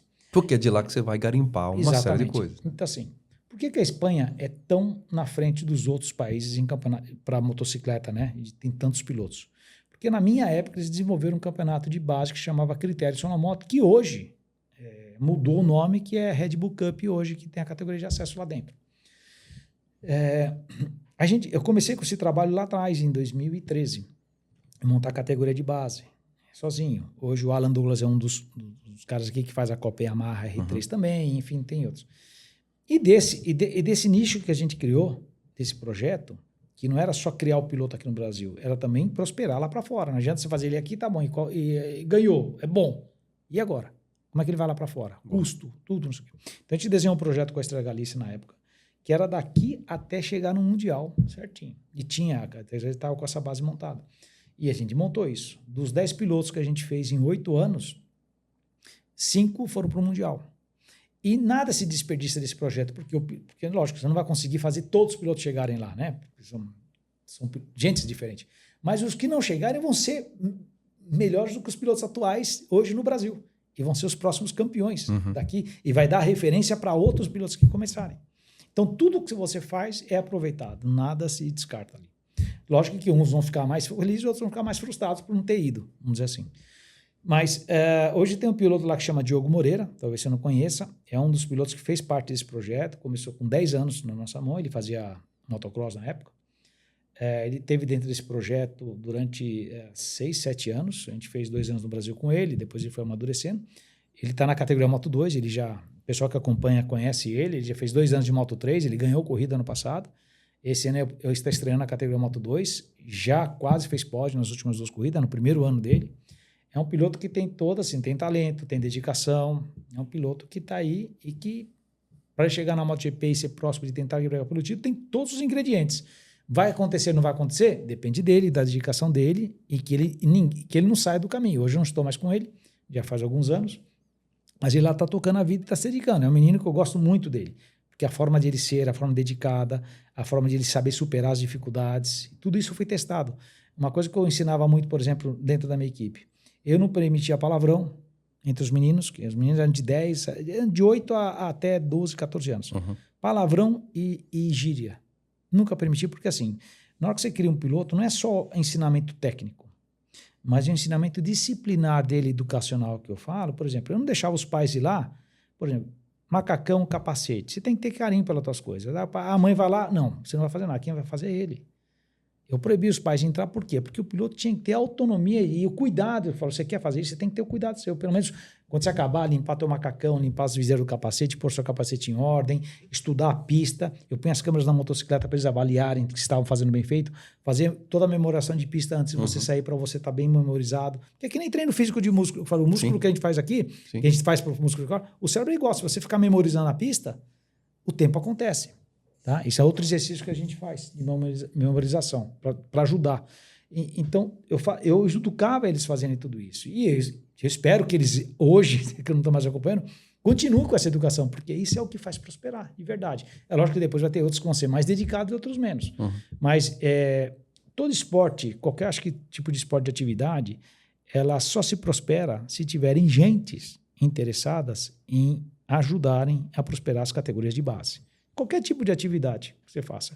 Se você fazer uma escola educacional, por exemplo, uma coisa que não se ensina na escola é de você ser empreendedor, uma coisa que você se ensina ter a própria autonomia, não trabalhar para outro, mas você ter suas próprias coisas e seguir seus sonhos e como prosperar na vida. Isso não tem esse tipo de aula. Exato. Né? A escola hoje ela educa você a ser funcionário de alguém e não a ser próspero de si mesmo. É uma coisa que precisa ser colocada isso, né, em prática. Né? Porque no final todo mundo quer prosperar na vida, né? Total. Todo mundo quer, se puder fazer a coisa que você quer e ser beneficiado com isso e que possa ajudar o próximo ainda e ser beneficiado com isso, putz, é uma coisa muito nobre a ser feito. Então, isso são coisas que você ensina na escola, a gente tem que ensinar também no esporte. Categoria de base é tudo. Se você abandonar o investimento em categorias de base, o esporte acaba. Vai ter essa parte aqui que vai, né? Essa safra vai ir, essa geração depois vai envelhecer e quem vem depois? Não vê mais ninguém. Na época que eu corria, não se aplicava nada em categoria de base. Nunca se aplicou. Por isso que não teve um outro piloto para poder fazer frente. Entendi. Agora, se investisse na categoria de base, a gente teria não um piloto, teria vários, como é o caso da Espanha. Aí você olha para a Espanha e fala assim, pô, o problema na Espanha é que tem espanhol demais. Mas por quê? Porque as categorias de base da Espanha funcionam, porque as pessoas investem. Não, entenderam. É um celeiro de campeão. Mas né, por quê? cara? Porque faz 30, 40 anos que eles estão fazendo isso. E é um projeto que, se você começa, ia demorar 10 anos. E exatamente. Eu comecei em 2013, nós estamos em 2024, e tem um monte de piloto que saiu. Só que tem que dar continuidade. Eu me afastei de esporte, mas se derem continuidade, vai ter celeiro. E a quantidade, assim, não é que a gente vai ter um. Pode ter 2, 3, 5, 10, vai acontecendo. Lógico que não vai ter oportunidade para todo mundo. Claro. Mas vai aumentar a competição, vai se expandir a competição no Brasil, vai dar mais interesse a outros garotos a querer começar também, vai dar referências de ídolos, de exemplos, porque o esporte é isso, né? O esporte eu acho que é a superação de você vencer o próximo, é a superação de dedicação, com respeito ao seu adversário. Isso. Porque graças ao seu adversário ele te faz prosperar. É o seu adversário que faz prosperar. Se você não tem pressão, não prospera. Exato. Viu? O Alex hoje, o que você está... Quais são os projetos? Você fala um pouco do canal. Eu estou muito orgulhoso de estar como embaixador da marca Repsol. A Repsol é uma empresa que eu conheço há muitos anos. Ela é nova no Brasil, vamos dizer, como marca no Brasil. O pessoal ainda não conhece o que é a Repsol, o peso que ela tem. Esse é o nosso trabalho que a gente está fazendo com o Silvio. Já estamos 3 anos juntos. Eu sugiro que conheça. Eu sempre sugiro que conheça. A coisa mais difícil de trabalhar para fazer a empresa prosperar é ter o produto e o nome. Né? Ele tem os dois. Eu falei, Silvio, é uma questão de tempo. Só a gente trabalhar, fazer a nossa parte bem feita, de prosperar, mostrar o que é a Repsol, o que é a empresa. E isso leva um tempo até você ser conhecido. E é o trabalho que a gente está fazendo. E para mim assim, eu me sinto muito orgulhoso de poder a Repsol ter confiado e eu fazer parte da família, vamos dizer assim, porque eu conheço todo mundo. Já corri lá atrás com o nome deles, lá atrás no Mundial. A Repsol é conhecida internacionalmente, mas o peso no Brasil ainda não é o peso que ela tem. Mas a gente vai fazer esse trabalho e é uma missão nossa. Eu falei, Silvio, é uma missão minha. Eu abraço essa missão também, você sabe. Que bom. Então, essa é a missão que tenho. Eu fiz isso já com outras empresas e as empresas prosperaram. É uma coisa que eu já faço já há algum tempo e eu gosto de desafios quando eu vejo que tem como ter sinergia e eu posso realmente entregar aquilo que a empresa busca, eu gosto de fazer o trabalho. E não é só contratar por um nome, não é isso. É fazer parte do negócio e ajudar a prosperar. Tanto na área de marketing, na área de comercial, na área de negócios, se eu puder ser válido em alguma coisa, eu sempre deixo muito a porta aberta. Eu sempre tento entregar mais daquilo que está escrito. O que está escrito é uma coisa, o papel é só uma coisa, mas assim, a gente tem que fazer um negócio que realmente a empresa consiga bater os objetivos que ela tanto almeja, né? E o objetivo não se bate em um ano. Não tem jeito. Isso é um trabalho a médio e a longo prazo que tem que ser feito. Eu também tenho uma parceria hoje com a BR Motorsport, para quem não sabe, que representa a LS2, o capacete no Brasil, que a gente já está 10 anos juntos, fazendo réplicas de capacete. A gente vai lançar agora uma outra réplica ano que vem, que é a homenagem, vai ser acho que 498 peças do capacete que eu ganhei em Portugal, que foi a minha última vitória. E depois, outro ano, a gente vai querer fazer uma outra peça. São coisas pontuais que a gente já fazendo, que eu gosto de participar disso. Eu tenho outros projetos na mesa que a gente está avaliando também, sempre voltada à motocicleta, a competições ou parte de negócios. Então, são coisas que eu gosto de fazer hoje. Assim, eu me afastei hoje um pouco da competição por algumas tristezas que eu tive aqui. Eu falei, gente, chega, eu estou cansado, porque Eu ajudei tudo que eu podia. Agora, eu dei a fórmula para vocês fazerem. É só manter, é só copiar. Tá lá. A fórmula tá lá, eu mostrei como é que é o caminho. E eu não inventei nada. Na verdade, eu peguei a fórmula que já existe, que eu já vi, presenciei, que deu certo. Falei assim, é só adaptar essa fórmula aqui, nas nossas condições, né? Para fazer as coisas prosperarem, né? E eu espero que as empresas consigam enxergar isso, porque sem categoria de base em qualquer tipo de atividade, por exemplo, no caso de moto, a gente não tem pilotos futuro. Então aparece, vamos supor que o Diogo dê tudo certo e ele seja campeão. E depois do Diogo? Pois é. Quem vem? Porque aí Pois vai ter. Ele é jovem, tem muito tempo pela frente. Mas vai chegar um momento que ele vai envelhecer. E quem é o próximo? Ou tem alguém para entrar que o Diogo já está no meio da carreira, possa vir um outro novo? Como é o caso da Itália, como é o caso da Espanha, que tá piloto todo ano entrando, né? Toda hora tem piloto novo. E redes sociais. Bora divulgar aqui o trabalho do Alex. Alex Barros. Alex no Barros, Instagram. Piloto, Instagram. Alex Barros Piloto, coloca aí. Canal no YouTube, cara. Queria que você falasse um pouco desse projeto. Inclusive eu tenho hoje. Pois é, eu tô correndo lá. aqui pra você. Então, chama Barros Brothers. É que tem uma coisa com o meu irmão, que eu fazia umas lives que eu não sou muito ligado a esse negócio. E hoje é o que funciona. O pessoal tem mais contato com seus ídolos, né? A mídia, né? A mídia social deu essa oportunidade. Na minha época não existia isso. Era só através de revistas de moto, ou jornais, tal, não sei o que, ou televisão. Hoje em dia a gente tem, quer dizer, nós podemos criar os conteúdos e mostrar, e ter o público tem um acesso muito mais, fazer perguntas diretas, participar com você numa live, ele entra lá da casa dele. Então, hoje a gente tem a tecnologia para poder fazer isso.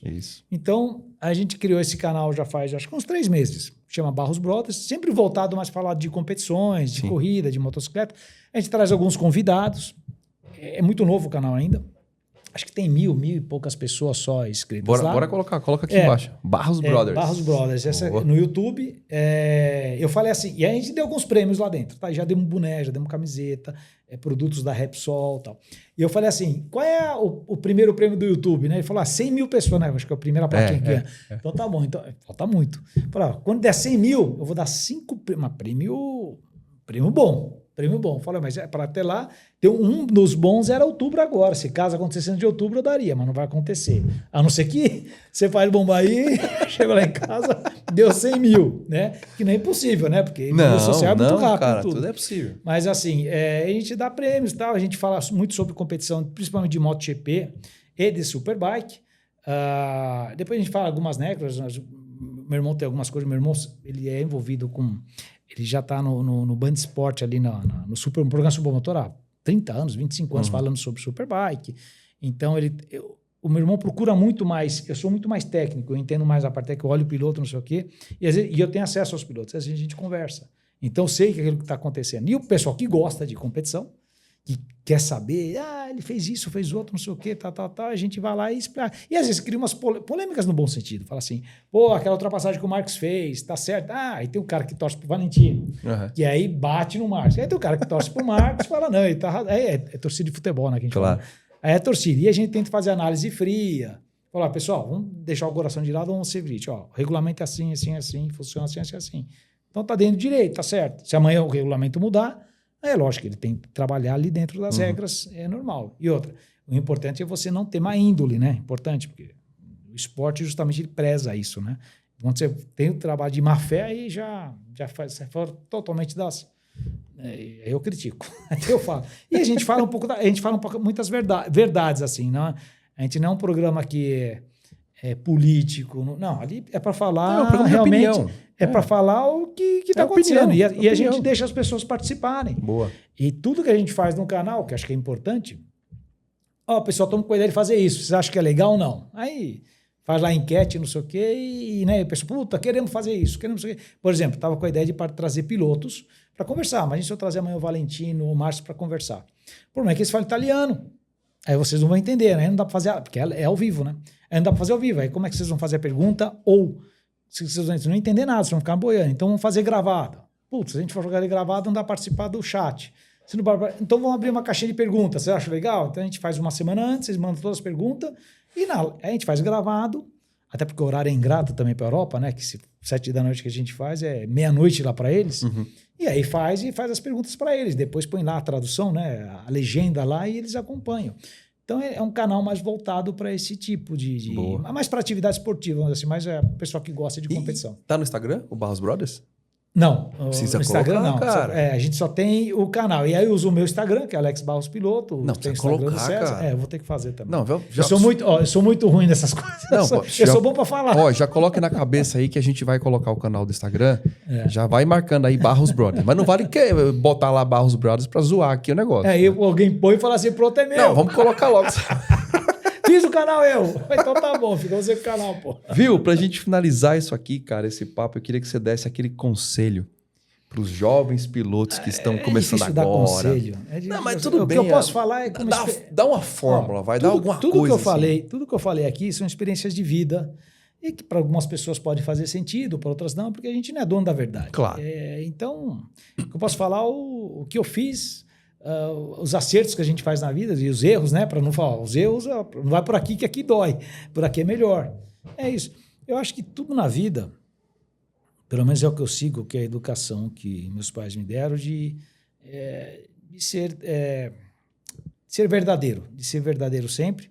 Eu, graças a Deus, tenho portas abertas. Essas portas abertas que eu tenho até hoje é justamente pelo comportamento e o legado que eu deixei, por onde eu passei.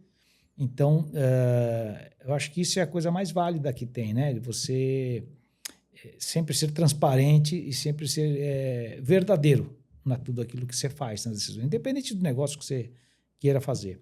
E lógico que se isso pode ajudar a um próximo, e é um negócio mais bonito ainda, né? Porque você consegue deixar legados e que essas pessoas também prosperem. Como a gente falou a coisa da escola aqui, por exemplo, eu não sou professor, não sou nada, mas todo mundo na vida quer prosperar de alguma forma, dentro de algum segmento. Então, por que não educar isso desde criança, né? Exato. Por exemplo, nos Estados Unidos tem esse tipo de educação. Você passou muito lá, você sabe muito bem disso. Aqui no Brasil não tem. Na Europa também não tem isso, né? Mas é importante essa educação, de a gente ser próximo, de diversificar as coisas, né? Não ter uma renda, uma fonte de renda única, saber diversificar as coisas para sempre não ficar dependendo de uma coisa ou de outra. Isso é muito da cultura americana, por exemplo, né? Por quê? Porque eles prosperam. O Brasil, a gente tem um pouco disso, de que a pessoa que prospera é errado.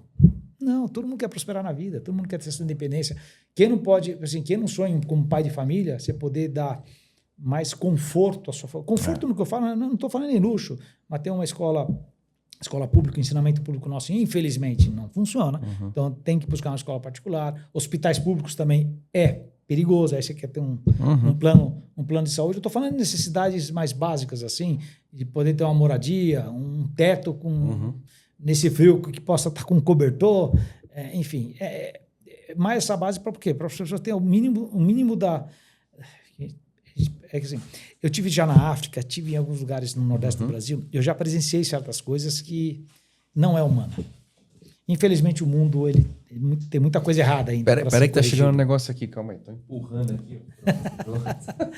Tem muita coisa errada, infelizmente, ainda que a gente vê na sociedade como um todo, né? Quer dizer, como é que pode ter tanto de um lado e tão pouco do outro? Tão pouco eu falo que é passar fome.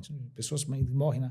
Eu tive na África, em Zimbábue, por exemplo, que faz um negócio lá de doações, e, cara, é triste ver a forma...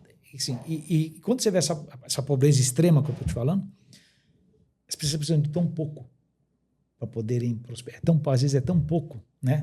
Mas é importante que os nossos líderes, vamos dizer assim, sejam honestos. E hoje falta muito isso.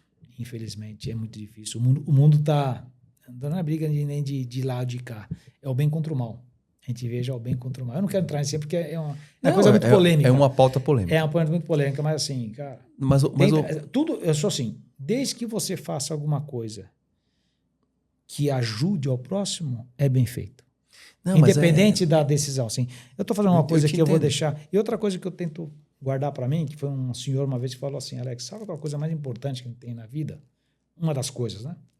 Quando você estiver bem velhinho, que eu chego nos 70, 80 anos, aí você olhar para trás e falar assim, é a pergunta que você tem que fazer para você mesmo. Você tem orgulho do que você fez? Esse senhor falou uma vez isso comigo, isso faz tantos anos, isso marcou tanto para mim, falar assim, essa é a pergunta que não dá para você mascarar, porque você está falando para você mesmo. Eu tenho orgulho do que eu deixei, orgulho do que eu fiz? Essa é a pergunta. Então, quando você se põe nessa posição, muda completamente as suas ações, né? Fala assim, pô, Fazer ações. Se você conseguiu prosperar você ou a sua família, né? E por que não se deixar um legado de alguma forma prosperando que outros possam ter também a mesma oportunidade de prosperar, né? Depois se vai fazer ou não vai fazer, vai depender da pessoa, mas pelo menos ela tem a oportunidade. Fantástico. Eu falo que a gente sabe disso, né? A gente questiona essa fase, né, de honestidade, de tudo. Mas uma coisa muito importante que você falou, cara, é que a gente não pode esperar, sabe, a honestidade dos governantes, disso, Não, daquilo. A gente tem que você tem fazer que fazer a a sua nossa parte. A gente tem que dar um Cada um primeiro tá fazendo passo, a sua parte, né? dentro da sua limitação. Mas sempre brinco, quando eu estou fazendo alguma coisa, um negócio, quando aconteceu no Rio Grande do Sul lá, por exemplo, toda aquela tragédia que ainda está lá, né? As pessoas parecem que esquecem, mas ainda as pessoas têm que prosperar. Então, eu tenho alguns conhecidos que são lá da área, a gente tentou ajudar da melhor forma possível, né? Acho que cada um. E aí entra cada ser humano em ter mão na consciência e ajudar dentro da sua limitação. Isso. E se você não tem recursos financeiros de ajudar, que ajude de outra forma, né? Em tentar divulgar, ou em tentar você pegar e ir lá para poder pôr pé na água, né? Com o Marçal lá que fez, que, independente das falhas deles, ele fez uma coisa que é grandiosa. Ele, como todos outros empresários também da mesma forma, ajudaram, né? No momento que mais precisou, porque teve muita gente, é o que fala, assim, a tragédia poderia ter sido muito pior. Então, assim, toda ajuda, tudo que você faz que tem ajuda ao próximo é válido. Boa. Independente da sua crença, vamos dizer assim. E eu acho que isso tem que deixar, né? E não fazer mal. Se vê que uma coisa vai fazer mal ao próximo, não faça. Pronto. Se você der o primeiro passo e não fizer aquilo que você vai fazer para você, que você não queria que fizessem para você, isso. a gente já resolveu aí 70%, 80% dos problemas da humanidade. Eu sempre faço essa pergunta para mim mesmo, quando eu vou fazer qualquer tipo de coisa, até proposta, falo assim, é uma proposta que eu aceitaria? Boa. É isso aí. Eu aceitarei. Então tá bom, então eu posso fazer. Não aceitarei. Então tá errada a proposta. Por exemplo, é uma coisa básica. Mas é a mesma coisa de fazer o bem e o mal. Eu gostaria que alguém fizesse isso aqui comigo. Não ia ficar chateado. Então não faz. Perfeito. Cara, a gente tem uma brincadeira aqui, pra gente fechar o negócio aqui. Assim, e é isso mesmo, e não vale perguntar para que você vai usar, tá? Para que eu vou usar? Eu sei que você vai me perguntar isso. Para que você vai usar? Não, esquece essa pergunta aí, tá? A gente tá ranqueando as motos aqui. Motos? Motos. Nós estamos ranqueando moto. Tá? E a pergunta aqui é simples. Me conhecendo agora, né, depois do café ali, tudo, não sei o que, da minha história que você viu aqui, eu vou trocar de moto. Que moto que eu tenho que comprar? Então, não pergunta para que é. Não, vamos lá. Assim, toda vez que uma pessoa... Tem muita gente que me faz essa pergunta. Vai falar assim, qual é o teu perfil? Porque assim, qual é o propósito de usar a motocicleta? É para correr? Eu falei para não perguntar. Tal. Não, assim, ó. Andar na cidade. Não, então você olha pro cara, olha assim pro cara, você olha para mim, cara, pelo pouco que você combina com essa moto aqui. Para mim, você é um cara de custom e big trail. Não, me dá um aí, pô, pra colocar. Não, custom e big trail. Não, mas tem um ranking aqui. Eu sei. Joga um aí. Custom, Harley é a moto que mais é vendida, né? Mas você tem várias marcas aí. Big trail, você tem a líder mundial de vendas, que é a GS, a grande, né? Que é o GR300, né? Mas eu não tenho cacifra isso, por exemplo. Então tem a 800, ou tem mais baixa cilindrada. Isso que eu estou falando, assim, vai comprar. Alex, eu não tenho dinheiro para comprar essa moto. Então tá bom, então vamos baixar. Mas compra uma 300. Mas joga aí. O que você acha que combina? Fala assim, cara, você combina com essa moto? Joga aí. Eu te conheço há muito pouco tempo. Lógico, mas a ideia é essa mesmo, porque isso se traduz em muita coisa. No final, a gente vai fazer uma brincadeira. Para mim, eu vou te dar duas opções. Ou é uma GS 1300. Tá bom, põe aí. Ou uma Harley Heritage para você. Pronto. Duas com ótimas. Tudo equipadinho assim, com vidro, bonitinho. Duas ótimas Você poder escolhas. levar a tua mulher atrás bonitinho para passear, com o apoio das costas, com as malas do lado. Tá bom, tá feito. Viu, cara? Para finalizar, enfim, uma coisa que a gente difícil falar faz... isso, de repente fala assim, tá bom. Eu gosto de naked, pô. Não, fica tranquilo. Eu não faço julgamento. Sem julgamento aqui. Viu? O pessoal da Black Boots, que é um patrocinador nosso aqui, te mandou um presente. Né? Então a gente aproveita esses momentos aqui para te dar o presente. E é um negócio que eu sei que você vai usar. Então, ó. Dá uma olhada aí. Black Boots. Black Boots é um parceiro nosso. A cor eu já gostei. Tá, mas olha aí. Abre aí. Deixa eu Tá. pôr aqui meu óculos, porque aí eu preciso de óculos para enxergar. Porra, as aí você coisas. se denunciou É, agora. mas não tem jeito, a idade, porra, meu, isso aqui é. Pô, isso aqui é bacana, hein? É, isso aí. Pô, é legal, hein? Feito pra moto, né? Cara, é isso Eu aí. tô vendo aqui que ele fez o reforço aqui no câmbio. Isso não acaba, E viu, a cara? sola, solão. Dá pra usar. Os pilotos ficam reclamando que põe o pé pra fora, que vai gastando a bota. Isso aqui, meu pai gastar isso aqui, pelo amor de Deus, cara. Vai precisar de tempo. Pô, que bacana, obrigado. Meu. Imagina. Então, Obrigado. o Pô, Gui tem te até mandou o isso. kit Vem, pra poder cara, fazer. Esse é o cadastro, né? Esse é um cadastro que você quer trocar a cor do cadastro para dar não, uma eu gosto cor do preto aí mesmo, pro eu gosto do negócio? preto. Pô, que bacana, pô. Maravilha. Pô, bacana isso aqui, pô. Então pronto, tá aí. Não, pra andar de moto, isso pra moto é importante. Né? Nossa, ainda mais no frio que tá fazendo. Não, depois a gente ajusta número, que eu não Tá sei se bom. tá no seu número aí, mas fica tranquilo que a gente eu sou resolve meio, isso. Eu sou meio pesudo. Depois Então eu pronto. falo. Mas muito obrigado. O Gui te mandou com carinho. Obrigado. Isso aí. Qual é o nome dele? Guilherme, Black Boots, pode falar Black Boots aí, que a Guilherme, galera... Black Boots, muito obrigado Cara, pelo carinho é uma e marca... pela lembrança. É uma marca brasileira, mas Eu com não conhecia. puta qualidade. Não conhecia. Não, e aí ele tem umas coisas muito loucas, o couro. Cara, a bota É é couro, forrada. couro isso aqui? Pega aí. Isso aqui é couro. Pega aí. Ah, tô vendo. Dá uma olhada por dentro, no forro que ele faz. Não, olha o forro de Tô couro vendo por o dentro. cheiro do couro, né? Cara, enfim, é tudo feito com muito carinho, né? Então, couro mesmo. É couro, Couro mesmo. é couro. Couro forte. Eu isso falo, aqui, pra gastar, ixi. eu fico irado, porque a bota não acaba, você entendeu? Eu Não, falo, pô, cara, se tem que tiver acabar sola isso aqui, eu aqui, também cara. aqui. E o couro é couro pra gastar isso aqui demora um monte. Maravilha. Muito obrigado, irmão. Obrigado Imagina, pelo cara. carinho, viu? Imagina. Ô, cara, olha só, eu queria de novo te agradecer pelo teu tempo, eu sei da loucura, pela tua paciência, pela sua simpatia. Eu, de novo, tô aqui muito feliz, porque isso aqui eu tô me realizando. É verdade. Esse podcast aqui tá Que me bom, abrindo que assim bom. umas coisas muito legais. É legal, né? O network que tá cara, criando. porque eu tô conhecendo uma galera que eu via de longe, assim, e eu falava, puta, cara, será que um dia eu vou conhecer o Alex? Ó, o Alex aqui sentado, o Alex veio na minha casa, cara. Achei isso aqui irado. Então, cara, muito obrigado, de verdade, pelo seu Eu que tempo, agradeço. por ter aceitado.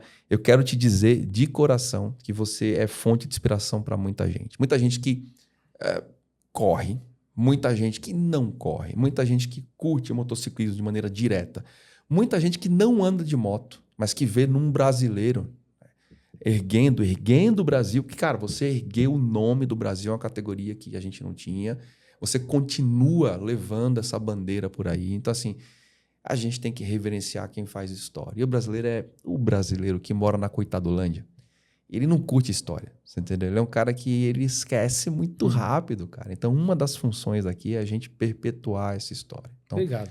de novo, cara, queria te fazer esse elogio, né? Elogio de um fã, né? Obrigado. Literalmente. Estou muito feliz de ter você aqui. Para mim foi um episódio muito especial. Né? E te agradecer, cara. Você ter contado, dividido um pouco com a gente, dividido comigo aqui. Eu tô vendo um cara aqui contando história para mim. Só faltou a gente abrir um aqui e tomar um negócio.